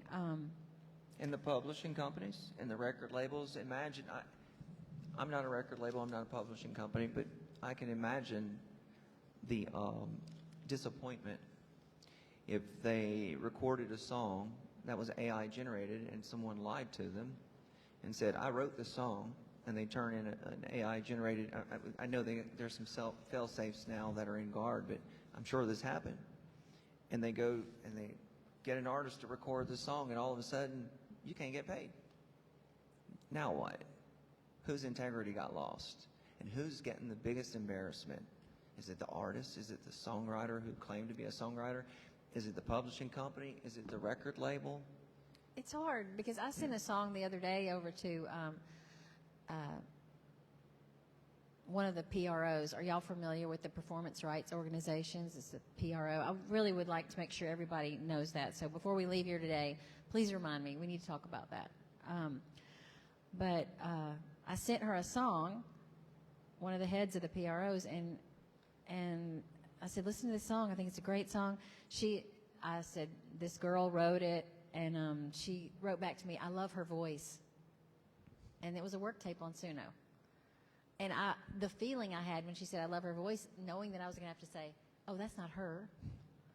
I didn't like that feeling even. And so I immediately asked the girl to please do a guitar vocal on the song, and then I sent it over. And that brings another point, which is in pitching songs, I'm also running into this often where the artist will say, you sent me a Suno demo. I can't hear what I even think about the song because I can't hear past it being Suno. So please send me a guitar vocal.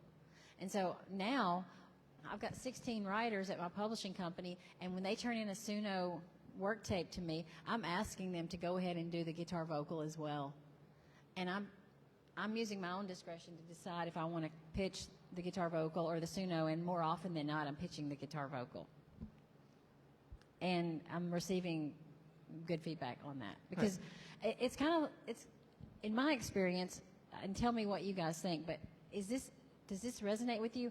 I was at first very apprehensive when I first heard about Suno, and I didn't kind of want to have anything to do with it. I thought, okay, this is taking jobs away from our musicians who are used to working on these demos, and they need to feed their families. And then I was kind of moving towards it a little bit like, okay, if it's just a work tape, maybe let me just see what this is about so that I'm not so afraid of it without any information. So I checked on it. I did a couple of work tapes on there myself. I realized that you had to use the pro version to protect yourself. And then I thought, okay, this is fun. It's helping me get to a work tape. So I was here with it, and then I was up here with it. But now I find myself falling back down off of it.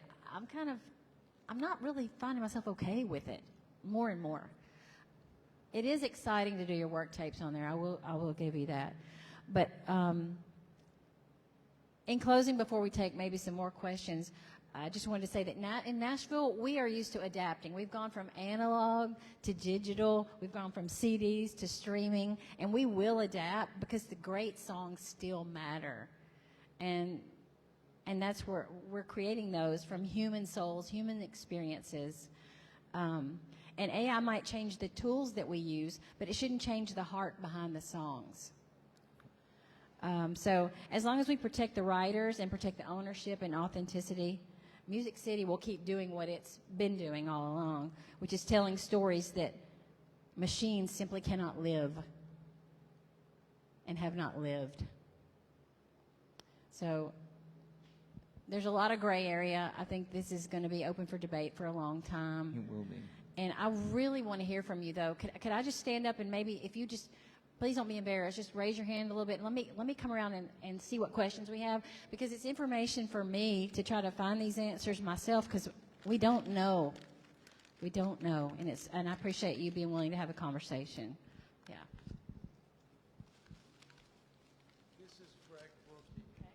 You know, I think that artists are genius. That's what they are. They're genius.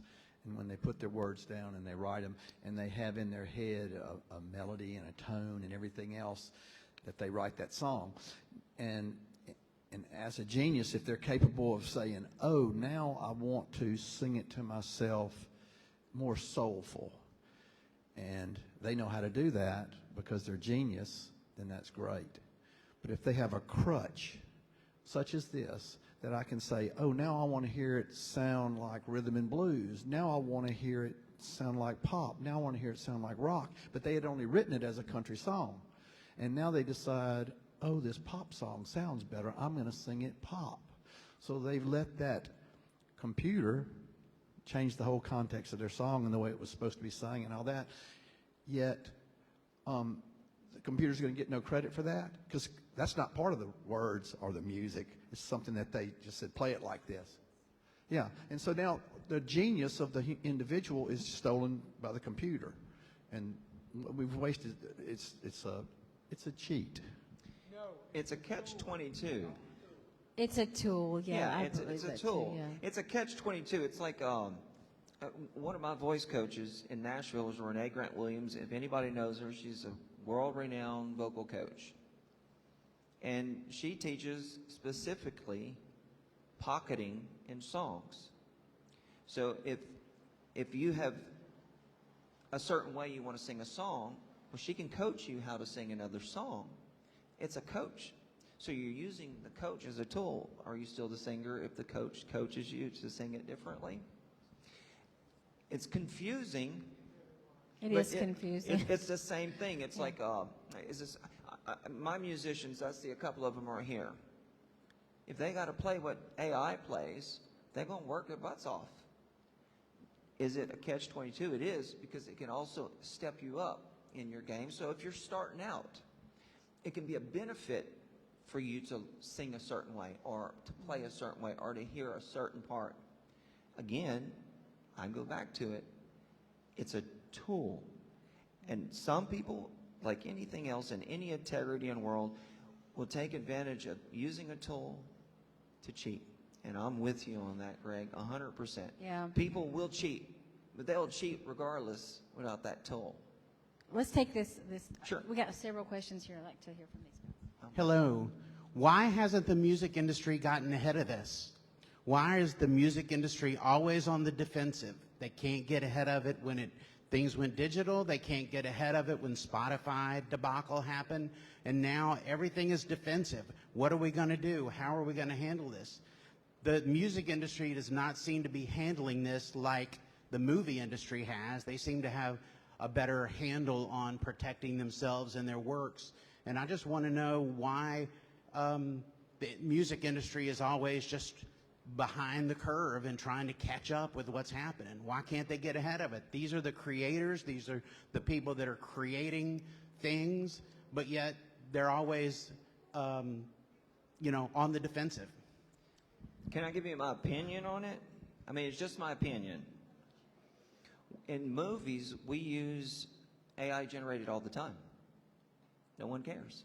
CGI, it's not real. And you watch a movie and you never think twice about it. No one gives them flack about it.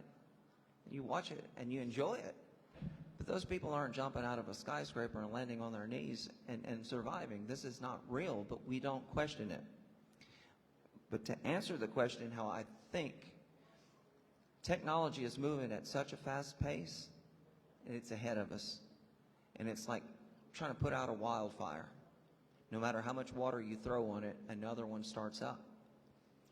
I don't think we're prepared as a generation of people to keep up with the technology that we're doing. And if you look at the technology even further, as a computer engineer, we're using technology to teach us how to use technology even further.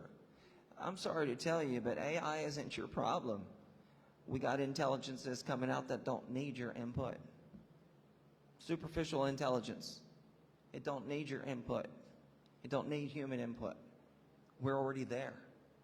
You just haven't seen it yet. And AI, everybody's concerned about it. I mean, back when Terminator was out, you know, they had AI is the future, is going to take over. AI can't take over. It's artificial intelligence. But with these new intelligences coming out, they don't need your input. It's no longer artificial. The answer that I would give to this particular question is also your voice matters. Yes. Your voice matters, and if you, as a writer, would research resources that are paying attention to how you feel about it, your PRO would be my first choice of who you can go and talk to, or you could email. Even Congress cares about the copyright, and there are a lot of people that have lobbied for laws to protect songwriters and copyrights there. Wanted to talk about the PRO real quick. The Performance Right Organization, that's BMI or ASCAP or CSAC. As a writer, you need to be a member of one of those. They track the satellites to see for your performance rights, for your performance to be paid. Sorry. Yeah. And so they're the ones that end up paying you when your song is played. And so you need to be a member of BMI, CSAC, or ASCAP. And if you could look those up and see which one and maybe reach out to them. And maybe reach out to them with any questions. Or the Nashville Songwriters Association, that's another one that cares about hearing your voice as well. So I encourage you, with the questions you have or concerns you have, to bring those to a platform that is very capable to make your voice heard. So. Okay, my name is Robin Branda. Written several songs with our host there, Shane. I'm a little more confused than I was when I got here. I'm sorry to say that.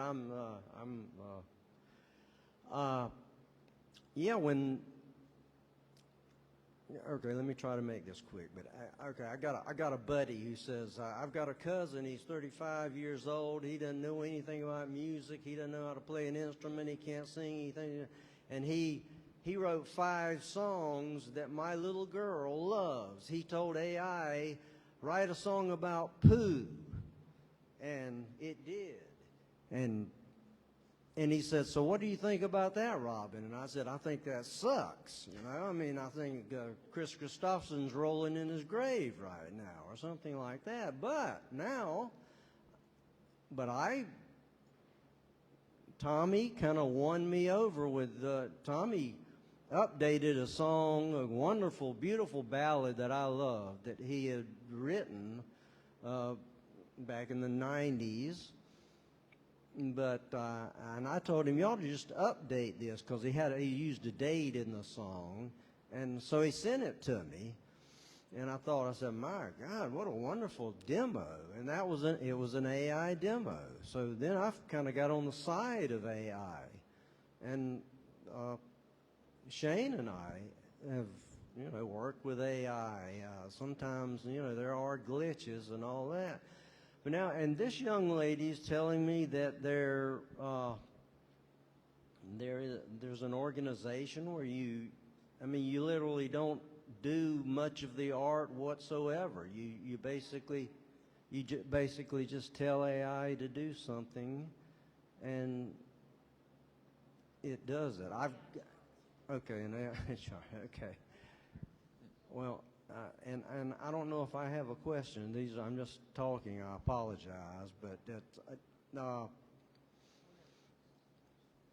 and I guess AI is really not AI yet because of what you said. Because actually, really real people, real human beings, did create it, and so that makes it non-AI until AI becomes self-realization and starts writing for itself. And Without human intelligence. Then we really right? got problems. Did you say that's at hand? That's where the fear has been.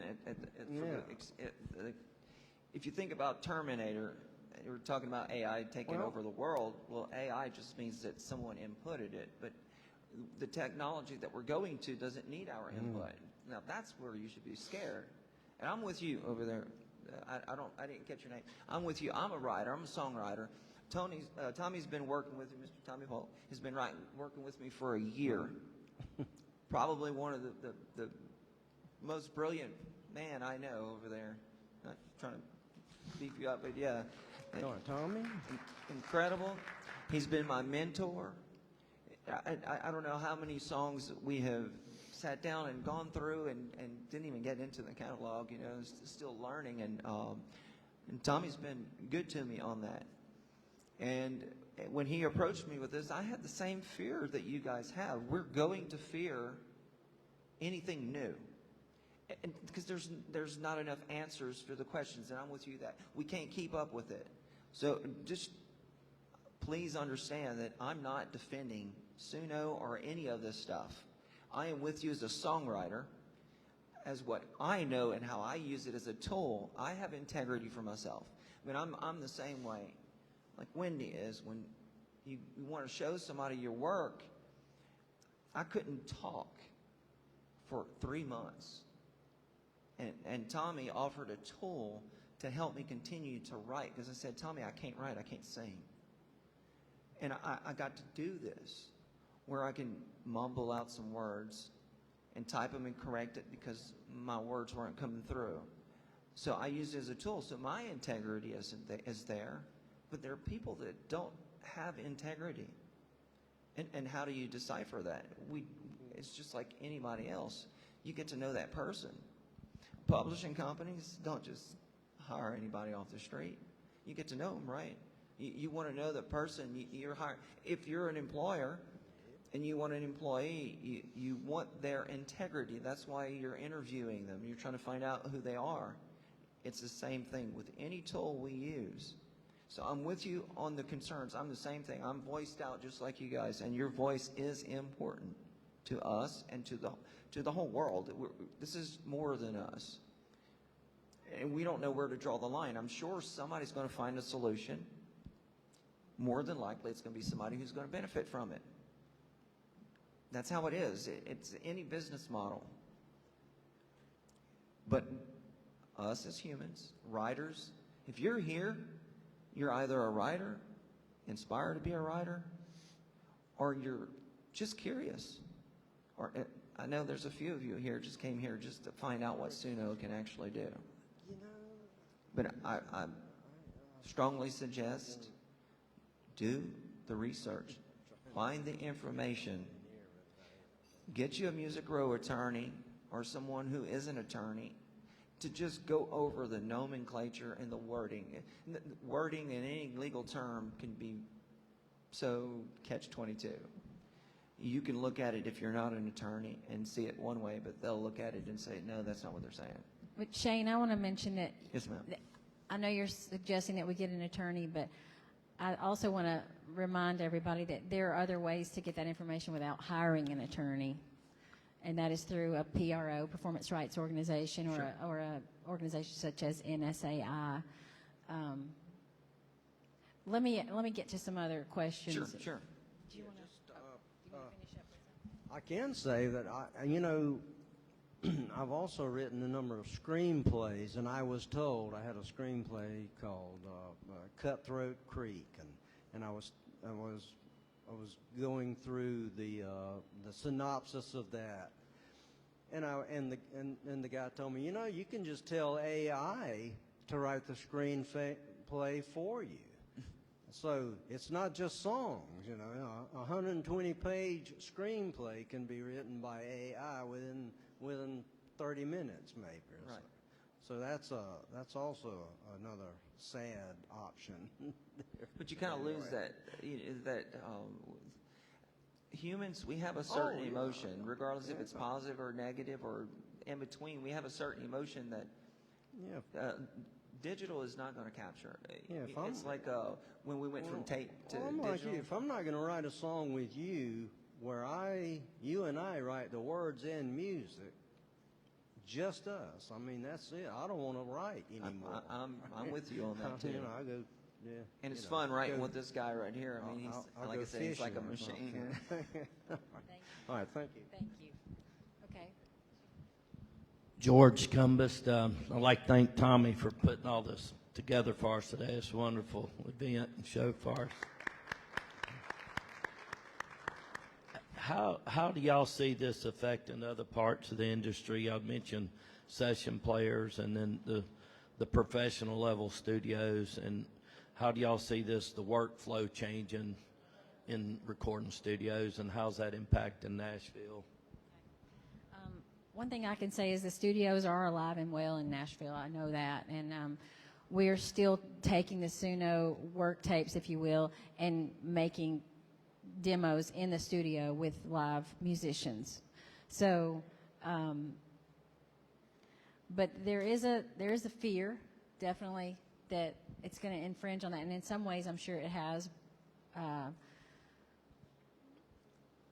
Do you have anything to say about that, Shane? There was something else, but I forgot what I was going to say. I have my own studio. It's a personal studio. I can do professional work, but I use it for my personal. I have musicians in here, and they have played in my studio with me. You're not going to take our work away. Yeah. I'll use a work tape. We are going to play tonight. Who you think is playing and singing? And you're going to have a lineup of pro writers who are going to come in here tonight, and they're going to do that. And we've all come across this instance where we've used none of us are not guilty of using some sort of assistance. Whether it's searching on Google or it's using ChatGPT, talking into your iPhone, we're all guilty. How far will this go? It's going to go a lot further. Yes, after all the questions, is it possible to play a Suno version of one of our songs demo that will not be played tonight? Yeah, I'll play a song. Hey, Greg. No, I mean the Suno version. Right, I'm going to play you the Suno version of a song that you heard and watched me write called You and This Old Guitar. Now, I sang this thing. Sure. Shane, 1 second. I just wanted to also say that I believe that all of this AI music is making the human experience more valuable. So I think that it's going to make that personal performance, that personal distance between you and the performer, the guitar player, the singer, so much more valuable. It's going to become more like a golden opportunity when we're so flooded with all this computer-generated lyric and music. And so, I don't know, do you guys agree that that's a possibility? Okay. Every work tape I did at the end of every writing session I did, sometimes 2 times a day for 20 years, were put guitar vocal or piano vocal into my Tascam boombox cassette. Even when CDs were out, I was doing that. But this, to me, is the modern day work tape from my Tascam boombox. That is all it is. And if you're a writer and you want to play live, you can run it through there and you can listen to the production they do to improve your performance in your live shows. It's just a wonderful tool, and there's so much negative going on around it, and I've experienced nothing but positive things from the work tapes that we do with Suno, and we've started a whole business because we believe in it so much and see its use as a tool. Now, I'm going to hand the phone over to Mary Alice and let her ask her question, and then all the questions. Yes. Okay, my name is Mary Alice Vanderwaters, and I'm from Pineville. A friend of mine one day was sending me some demos from, I guess, that program. I'm not real sure it was that program. Yeah, it could be. There's so many of them. So anyway, he said, would you listen to a song by a friend of mine if I sent it to you? And I said, sure. And so he sent it, and it was one of my songs that he put on there, and it changed the melody, and it used my lyrics. But my question is that going to, I copyrighted this 5 years before that. Is that going to affect my song in any way? It can't. Okay. If you have a copyright on any material, Thank your God. material is copywritten. Okay. Again, Suno is a tool. If you never plan on having a copyright on a song, or you never plan on publishing it, you don't even need, you can go to the free version. It doesn't matter. You're not keeping it. It's just for fun. But for the pro writers who are trying to make a living, and you want to make a living, you want to keep your stuff protected, when you file a copyright, Right. it's filed. There's no, you can't alter it. If you alter it, then you have to file a new copyright. Right, absolutely. So if you had your copyright, and you double check this, don't just take my word for it. You file a copyright on a song and you put it in here, it doesn't matter if Suno stops you from copyrighting with their stuff. It's theirs. Okay. But your song is still protected. Okay, good. If you're planning on re-altering it and you came up with a new version, Yeah. you can say on the copyright, it gives you a blank now, have you used any other instances to help you with this song? You list them and you keep the copyright, from what I understand. Okay, good. If you don't list them and you said you did this without the assistance, Right. the chances of you losing your copyright is very high. Well, And I don't mean you're like, let's say in your instance, you had someone took your song without you knowing and ran it through a program, and now you're worried about your copyright. Well, you already had a copyright on it the way it was. You just can't claim the copyright on the way it is now.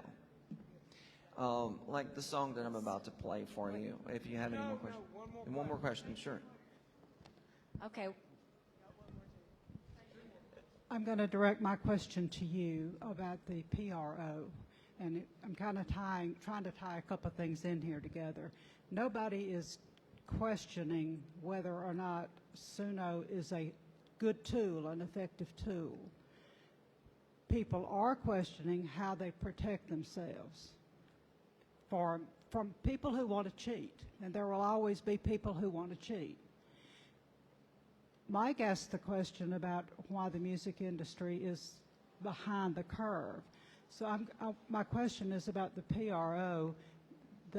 Sounds like, I'm not familiar with them, but it sounds like they're a good resource for the legal aspects of it and that kind of thing. Is there anything in that organization, should there be something in that organization, if there's not already, that is, you had mentioned that it moves too fast, you can't keep up with it. You shouldn't have to keep up with it. You are the artist, but somebody needs to keep up with it. So is there somebody in that organization who is technically oriented and is keeping up with the technology and using that technology in advance before it gets there to figure out how to protect, improve, whatever the case might be? That's my question. I would encourage you to look up the International Confederation of Music Publishers, the ICMP, because they are the ones investigating right now what's going on. But the performance rights organizations, BMI, ASCAP, and CSAC, are working with the ICMP to get ahead of that. And so they would have answers for you if you didn't want to go the attorney route. So does that help answer that question? I mean, they're yes. Yes. And the Nashville Songwriters Association, International Songwriters Association, advocates for songwriters. So, again, this debate is crucial. I think it just should drive us all to research more and to find out who we can reach out to that is an advocate for our songwriters. So I'm taking it back to the program for a second. I'm Hannah Bell, and I am one who has stayed away from it until recently. I will say maybe three weeks ago, I purchased the middle version just to play around, because I have tons of songs on my phone, voice memos, me and my guitar playing my stuff. And so I wanted to see, what it would do as far as demos go. As, when you're going to pitch a song, they always want to hear a full band quality for the most part. So I have just wondered, have you played around with the advance effects a little bit more to see if it'll stick to your style and your melody? Because what I found is if I didn't adjust those somewhat, that it would take creative liberties. But if I up those advance effects, it will stay truer to my melody and my sound and all of that. Yes. But have you also found that it gives more glitches Yes. when you try to do that? It does. See, that was the problem I've had. Have you found any way around the glitches? You find a balance between it on the advance. Once you find a balance of where you're at, like it's like any other, like a microphone. The closer you get to it, the proximity effect. It works like a proximity effect. Once you find where you like yourself, the style that you are actually at, you can save that style and use it as a persona. In the prompts. Okay? And then you just go back to the persona every time. You don't have to set anything up. It automatically knows. The song I'm going to play for y'all whenever we get ready to do this, Greg knows, he was there. Tommy knows. I sang and recorded this song on my guitar and played it. I went to my studio, did a full production on it. And I'll play it. I'll play it and go and listen to the Suno version of it. It does a cleaner version of it, and everything is timed better, and it's like a professional record. But the melody, the lyrics, everything, the drums, the guitars, is everything I put in. It did everything that I did, but better. Like a polished version of it. I can hire a Nashville Class A guitar player or drum player. It's going to cost a fortune. Records that you pay for are thousands and thousands, large thousands of dollars, not like tens and twenties, but large. I remember paying $10,000 for a professional demo with Greg Archilla, who was our producer. He produced Matchbox 2020 and Edwin McCain. And we worked with him for years with a producer deal. To get that kind of quality, it's going to cost you a fortune. Can I ask just one more little question? Sorry. Sure. Have you dove into the studio part of it to see if you can tweak it? Because what I've found is, just like you said, I put the same song in there and I've made 10 different songs of it because I like this part of it or I like this part of it, but I can't get a full, complete, I like this, The way around it, what I've seemed to learn is if you find something that you like, sometimes you'll spit out 30, 40 versions, but you like this part or this part and you don't like this part. Pick up your guitar, your piano, learn that part. Yeah. Go back and play it. As long as you're inputting it, it's any influence. If you were a guitar player or a piano player and you were playing and you're like, hey, I like this better, and I use that, we're still writing. It's still the same thing. So you can bypass it. I like to say, learn the song and then play it. The more you play it, the more it'll take what you are looking for in the song. What makes the song is your craft. The emotions that you put in it, it will pick up those emotions and it will display them. It's a polish. But if you use it as a tool, it's a tool. But if you don't use it as a tool, I just wouldn't go there. or just for integrity reasons. I mean, come on. Every one of you in here, if you're here and you're a songwriter or inspired to be a songwriter, or you're just curious, your integrity is what counts. You already have the talent. You just have to hone it in. This device is not going to hone you in. You will hone it. And Tommy told me when we first met, 100 songs before I start really working with you, right? I did. And I worked my butt off. I got that from pencil and paper. Yeah, I don't know how many times you told me, why don't you just type it into your computer? And I love pencil and paper because it's like I can leave this line and scratch it out and go to the next line. And then I started thinking, well, I can probably still do that on the computer. I went to school to be a computer engineer, right? So I got Master Writer, and you can do several versions and keep updating it, but you still have all the versions, so you don't lose it. So if you have a scratch, we all start from scratch somewheres.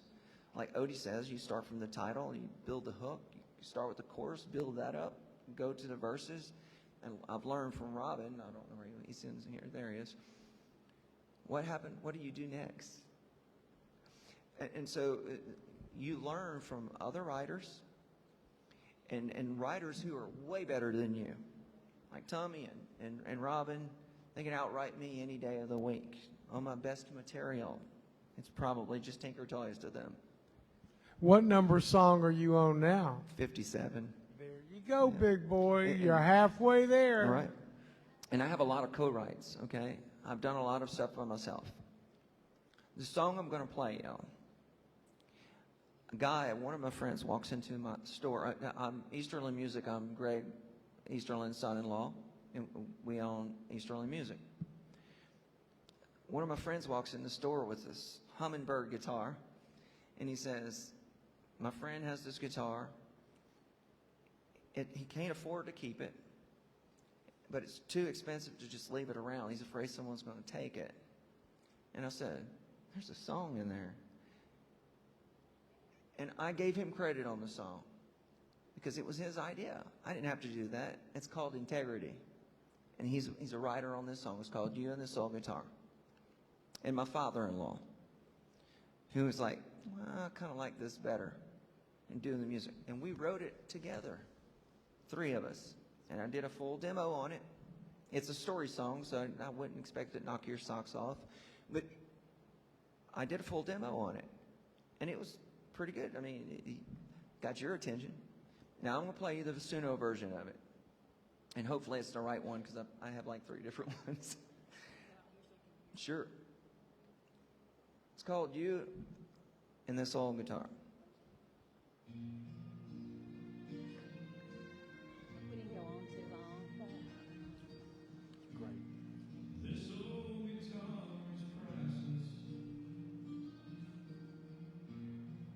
It's a part of the road.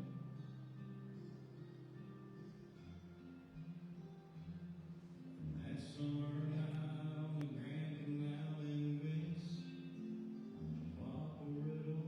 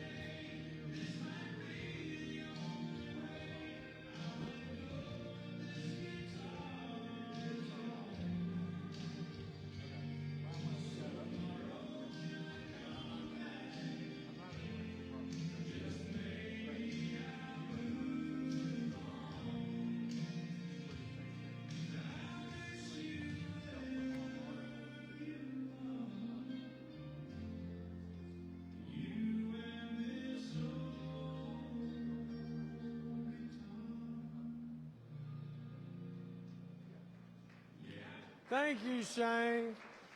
You're welcome. This song brings me a lot of emotion, okay? Because I wrote the song. Everything. Every piece in that song.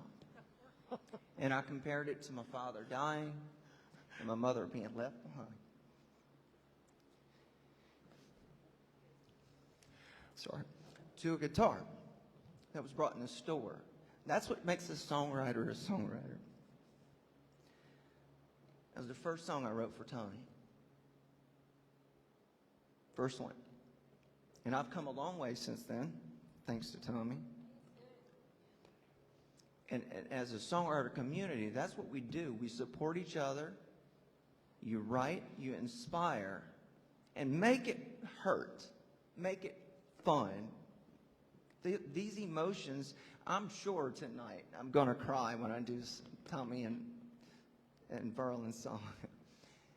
Because again, the song is about losing someone you love. And my mom lost her husband, my dad. All right. That is songwriting. If you don't feel it, what's the point? So no, Suno cannot do this for you. You, as the writer, are the only ones who can do this because you have a soul. And your emotions are attached to it. And that's what makes us unique as a person. And that's why when you find someone like Tommy or Robin, I write with these guys, and I don't know how they do it. I go back and listen to this song.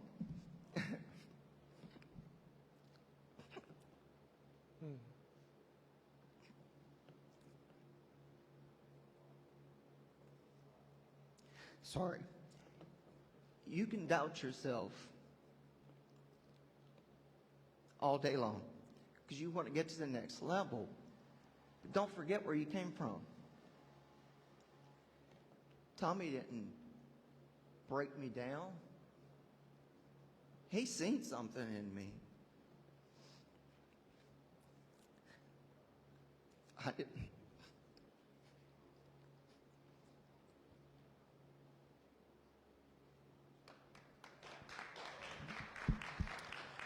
Thank you, Shane. What a great presentation. Well, I didn't believe in myself as much as you did, Tommy.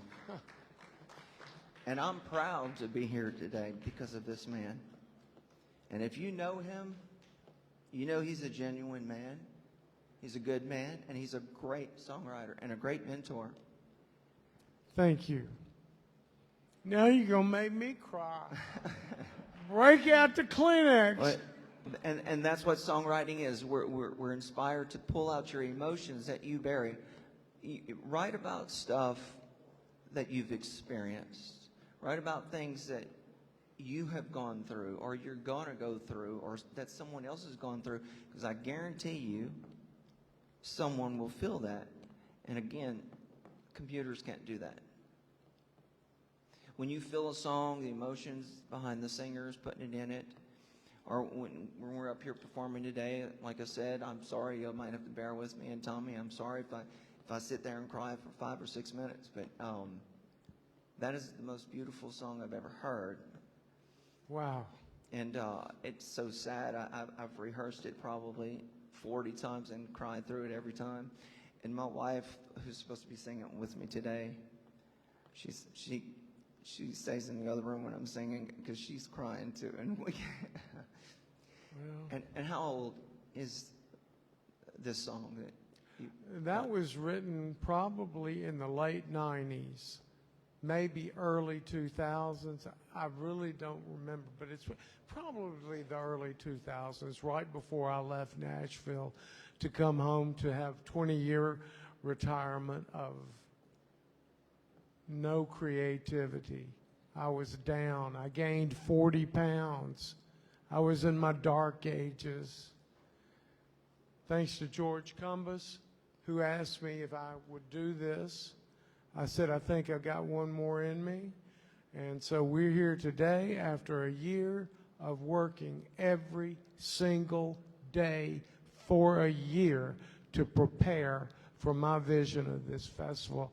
And Shane and Robin are a huge part of that. Now, as far as this workshop goes, we had one other presenter that was going to be here today, but they had some weather issues up in Nashville, and we had to re-scramble and restructure our night performance because of that. We had to bring in ringers, but the presenter that was going to speak is Jim Moose Brown. We wrote and wrote and wrote for years, a decade or more, and he went on, he got his first cut. His first cut was a Grammy winner. And it's a recurring hit every summer. And it's called, what? Oh, yeah. It's 5 o'clock somewhere. Jimmy Buffett and Alan Jackson. Excuse me, I'm 70. Dementia's chasing me down. But he was going to be here. He's also been writing with and for Kevin Costner's new music. And I wanted him to enlighten y'all on how songs are searched for and recorded for the movie industry. And I'll tell you right now, Jim and Aaron Endering wrote a great song with Trisha Earwood for her next record. It's called Put It in a Song. And it's good. You need to YouTube it. That will tell you what I think the theme of this festival should be, is if you think about something or you have an emotion and you're a writer, write it. That is how we strive for perfection. We'll never reach it, but we can get closer each time we go into the room and motivate ourselves and train ourselves to look for ideas. And then once you have them, you got to develop them. And then once you develop them, you got to do the music. And anyway, it's a fun process. I am so glad to have my toe back in the creative waters. I cannot tell you how miserable I was for 20 years without creativity. Shane, you did an excellent, excellent program, and Wendy did too. Now, I mentioned that Jim Moose Brown couldn't be here. Well, Verlin Thompson couldn't either, and Odie Blackman couldn't be here either. But we brought in some people that I'm certain will entertain y'all tonight. We have Gordon Bradbury, a guy I met in 1990s, maybe late 80s, and we came up through the road together, and he came up from Lafayette because he didn't have the ice and the snow issues. He's had cuts by Conway Twitty and, oh gosh, I wish I would have prepared for this. But anyway, other hits. Jeff Bates, he had a big hit with them. Don't ask me the name. Alzheimer's.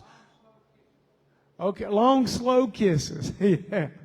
And also we have Brian Kennedy, who I met back in the early days in Nashville. He comes from a legacy family in Nashville in music.